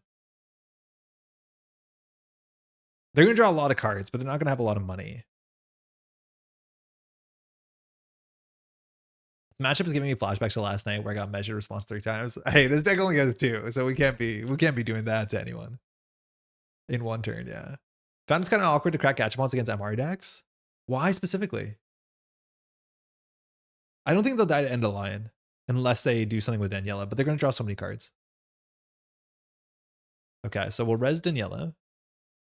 Mind you, they don't have that much money to trash this, but Daniela works on this turn. It's a shame to lose her here. The best thing you can do against BANGUN is trash their upgrades on a turn. It doesn't matter. So flushing the Daniela out here is like, as long as you're not going to die to measured, which maybe you do. If we top deck a measured, they do lose. Yeah, they should definitely trash the Daniela on a turn. It doesn't matter. Which is this one. So that sucks. If Dani survives here, we should pivot an SDS. Yeah, maybe, but she's not going to. I do think you need to try. You need to chase down the upgrades on turns. They don't matter. So it's good that they did that. If we could spin Doctor back measured if we wanted to, because the deck only has 2. So I could see us spin Doctoring here for spin Doctor measured. But honestly, Danielle is one of our best cards because she makes an additional cost. Pally, but you have a tag. I am down to trash that. Okay, so they have a tag. If we just win, right? Yeah, pivot into end of line. They didn't clear the tag. Okay. There are consequences to your actions. Yeah, good game.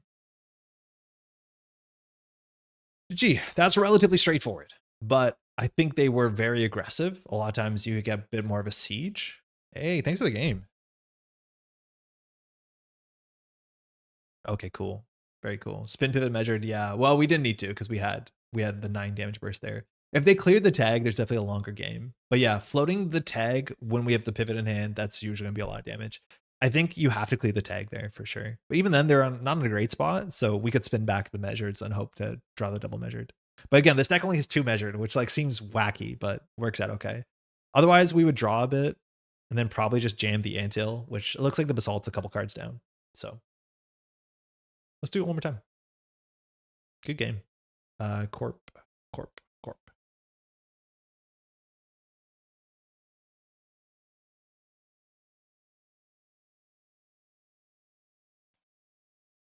What's the one called? Not See How They Run, but the other Jinteki card that has a reprisal-like effect. My guess is that card is better than it looks. Bring Them Home?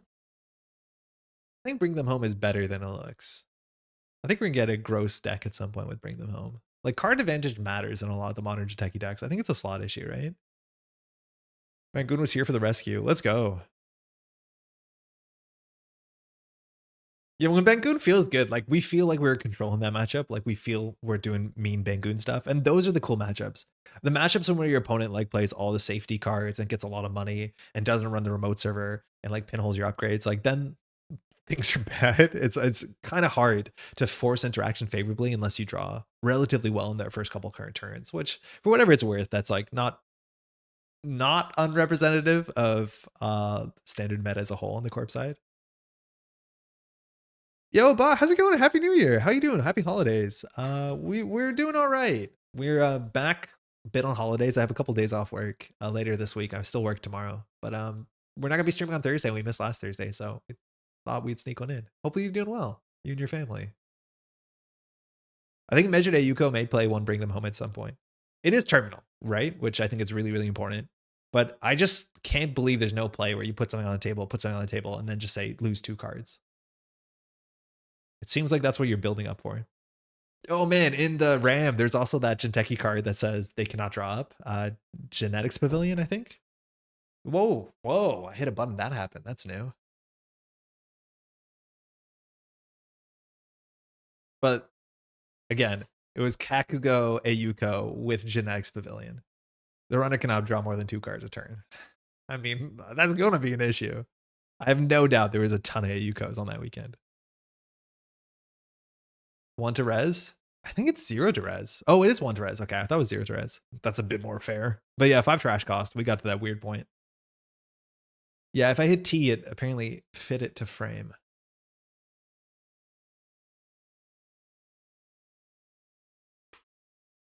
CMWX. Let's go. Essa. That's a weird matchup for us. Essa can have big hand size. Essa puts pressure on every server. I don't feel good about this matchup. Thanks, you too. I think I've won 1 game against Essa, the one like game in testing, which was against a really nice player from EA Sports. But I believe they were very aggressive. This hand's not awful. 2 Spin Doctor seems good against Essa. I think we could stick an Antil. If we get Chestushka, maybe it's not the worst, but we have to be a bit careful. Oh yeah, there's a Valenchow in the deck. It's like the ugliest slot. It's really bad, honestly. I wish there was a code gate you felt good about playing. That's not Afshar. Like, look at our code gates. It's rough. All right, let's just say that there's no consequences to our actions. Yeah, Essa can be very, very tricky. If Essa plays conservatively, yeah, just plays Marrow. We're in a bad spot. We'll get rid of the Valenchow. Lost a hammer. Well, that's probably a very good card in the matchup too. But I don't know what S's breakers are. Buy bands? Where are we going? Last click? Run central. Die 2. Ooh, I don't know if they're going to get 4 credits. Our Spin Doctors are going to survive interaction with their enemy. Yeah, okay. Spin Doctor survives. That seems really important. That could have been a bite. Game could have been over. It's that simple. I want to ice the Spin Doctors, unfortunately. I think we do Spin Doctor, draw, see what happens, but I think we want to ice the Spin Doctors for as long as you can. Okay, we need to push that sooner, so I guess we'll just ice HQ. Oh. I actually could put the second Antil out there. Our opponent doesn't have money. Does it matter where you want 3x Stoneship in every deck these days? I wouldn't say so. Earlier this year, yeah. But that was mostly like false lead combo kill. You can have cards. There's just 1 bite, unfortunately. What happened? It's a running hot. Okay, we have a Spin Doctor on the table. You generally don't want to sabotage with Spin Doctor on the table, so we'll just say we don't care. We lost the green mail. Just 1 bite. I wish there could be more, but the influence is like pretty important. As much as we haven't seen a Phonotria, the card's like really, really good. I think we actually want to give them the screen mail because then after 1 agenda steal, they're usually on threat 4. So I think we're fine with this. I don't want to chase the Spin Doctor out here on a green mail hedge fund. So we'll hold this as long as we can. Yeah, you don't mind giving them the early agenda, especially if it's a 1-pointer. Oh, they got the Mystic down first and they got the counter. I was like, glad they don't have the Mystic down, but yeah, of course they'll do that. They do now only have 6 hand size. This ice doesn't end the run, but that's not the point usually. I think they really don't want to die. 7 hand size. All right, we found it. We did find it. Logjam seems like a nice interaction point. We could do install advance basalt. Our opponent has to get through ice, take a tag and 2 damage. We could hard res a Bioac, which is like fun. I think we'll slow roll the basalt slightly. Let's all face up. I could see us wanting to not lose the finality, especially because on the last turn where they just need to steal points, they just finality R&D. Clean getaway on the anthill, yeah. They don't have an MR though. This basalt is sauceless. Well, no, not exactly. They don't know what we have. They also end up taking a tag, and they didn't have money in the beginning of that turn. The Spin Doctor's staying. Botch us on the BOAC, fine. It's dead to us anyways. Katurka's out, okay. Ooh, that's a good card. I think we just do triple. Logjam will be 4 strength, I think. Straight finality, okay. We need the second measure to be comfortable here. But now they're down to 6 hand size. So this BOAC, we could res. No, we can't. Just imagine if it was a mouseless. It'll make you sad. Yeah, we already talked about it a bit. We could spin Dr. Cards back. Nothing. Wow, that's good for us. So now we can sabotage off the top. I don't think we shuffle this. You can have it. We know the top of the deck is safe. It's all your money.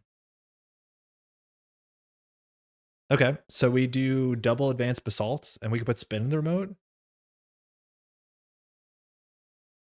You know the next 3 are safe. We definitely score this. So now we have 2 counters. Oh yeah, we have to do this. We know the top card of the deck is safe, so we lost an Afshar. That's a bummer, but fine. So now we have double measured, but we have to get to threat.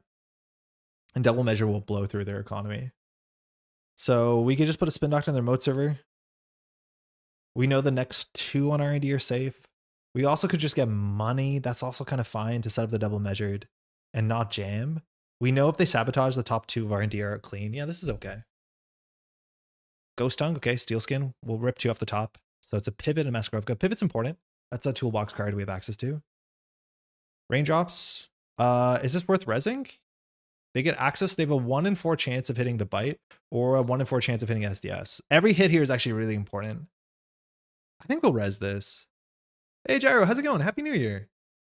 Happy holidays. I don't know if this is a great res. They're now on 9. And now they're going in. This is an unknown card. Fine. They need to be sub 8 credits. Happy New Year. Thank you. I think they found a trashable. Hope I don't die. All right, now they can very easily win on a single. They are 5 hand size. So they can survive double measured. They can't survive triple, but we don't have that. This is where the game gets like really bad. Is that if we do install, this is what I mean. It's like now if we do install advanced in the remote server, it doesn't matter. Now they have to install a program, but like the text on our ability doesn't matter. They still have to be able to take the damage, but they probably win. So I think we just do it and just hope for the best. The most damage we can do here is 5. So yeah, we just lose to bad sabotages. I guess we do have the basalt.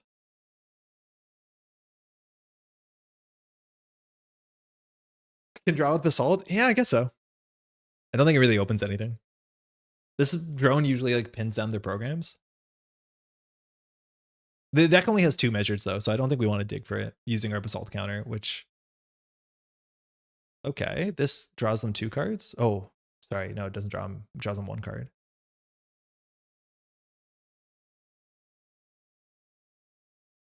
Okay, this is unknown. We could res this. We're not going to. Yeah, they have a chance of winning here. Scary. Why tell them it's SDS? Because it's face up. You're right. We probably shouldn't unless they're on Hermes. But it actually does give text. It means that if they have no cards in hand, they can't touch it, right? Like it has active text. It means if they empty their hand and run on 0, they're cooked. So we score this, it does nothing. We're down to 3. There's 16 credits. Yeah, this is the worst case. They even lost a card to Mystic. No, they lost a Fermenter. I guess it's all by the top of R&D where we don't honestly have text. I'm worried about them just charging this with a Fermenter. I guess Fermenter doesn't do it. We'll get rid of the top card. Danielle, okay. Right, like in the remote server, you can put Danielle on top of that face up, and if they can't pay Danielle, they still take the damage with BANGUN. BANGUN has really weird text. It's on access. Oh, right, our logjam. I'm glad we didn't greet it. Just send it. Notice how they're on 20 credits because we haven't forced them to spend any credits. The way we run is win if they hit the bite. Like if they run the bite last click, checking archives fine. Yeah, they're playing it perfectly. We just have the top deck a 2-1. We have one more green mail. Then not you. We have 2 more green mail. Okay, we could always basalt for the green mail, but I think it's risky. I think we just put the spin doctor in the remote server and click for credits. None of our ice matters. Can basalt fetch an FA win? No. It could draw a card. You could use your basalt to draw a card, right? By like trashing the top card and just drawing that card. But that's all we have. So I think we just put the spin in the remote server and click for 2. Extract mask spin in remote. Yeah, I actually like extracting the mask because it opens up HQ, which has a win condition. But spin goes in the remote for sure. I think we just do this. We might want to sell that. Actually, we click for credit to go down to up to 14. That might be right to be able to res this BOAC.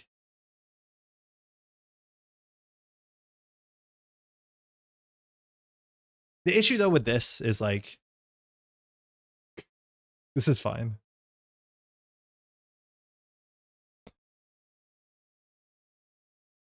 No, nothing. What just happened? Ashen? Are we going to hit it again? Buy events. Okay, I think we have it. Solve for pivot, pull green mail. Yeah, but we can't score at the same turn, and the remote server is not safe.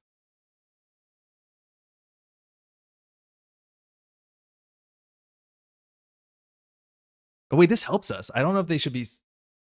What's happening? I can't follow what's happening. Wait, why is this core damage happening? What's happening right now?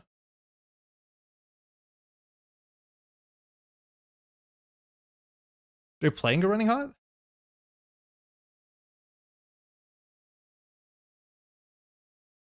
Click 1, Chastushka. Click 2, Ashen.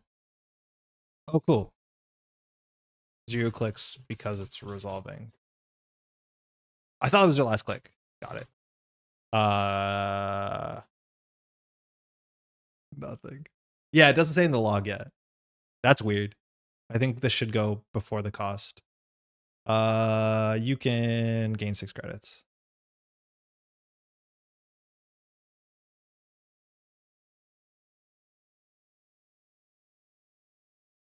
I think we have to res the BOAC. I think we have to res the BOAC. Oh, please hit the spite. Measured. Okay, they're gonna trash that for sure. Well, actually, maybe not. They're 24 credits. Oh, we can always grab it back. Issue is if we res the BOAC to get the small agenda, it doesn't really help because it goes to HQ. Oh, we were not meant to draw that. They could have hit bite there.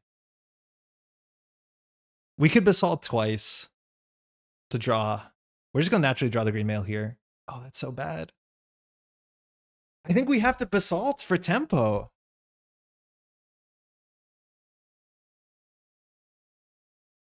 Basalt a spin? Yeah, but then I shouldn't res this one. Like, keeping everything in R&D is reasonable because of the gov sub. Is it resin to res spin before Mando? Yeah, to put things back in. It might not have been right, but it's to put things back in, but there's nothing we're going to put back in here. So I think we basalt for the spindo and see what happens. So we have a 1 in 5 chance of getting the win here. We didn't.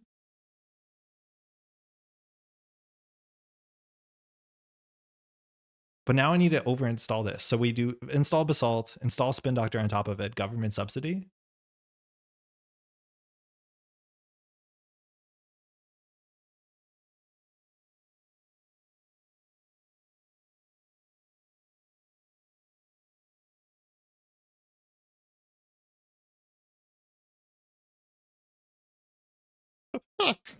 This is cursed.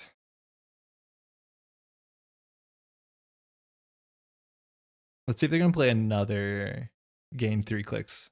Sure gamble, we're fine. I don't know why they're playing that. They just need touch cards. Maybe they're looking for a way to beat this.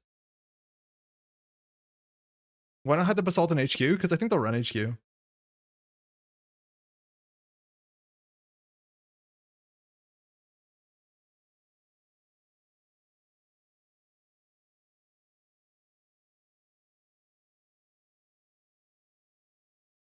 I don't think we use this one. I think we use this one.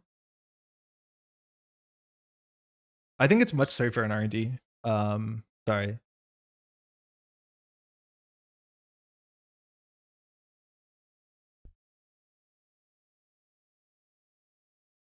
Thank you.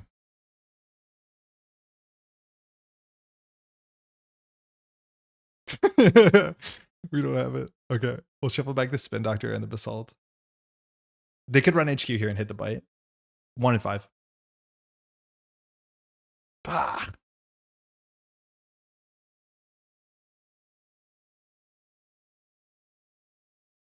Okay. Okay. We have a shot.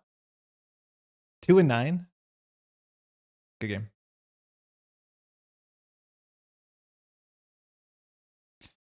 Ooh. Thanks for that was close.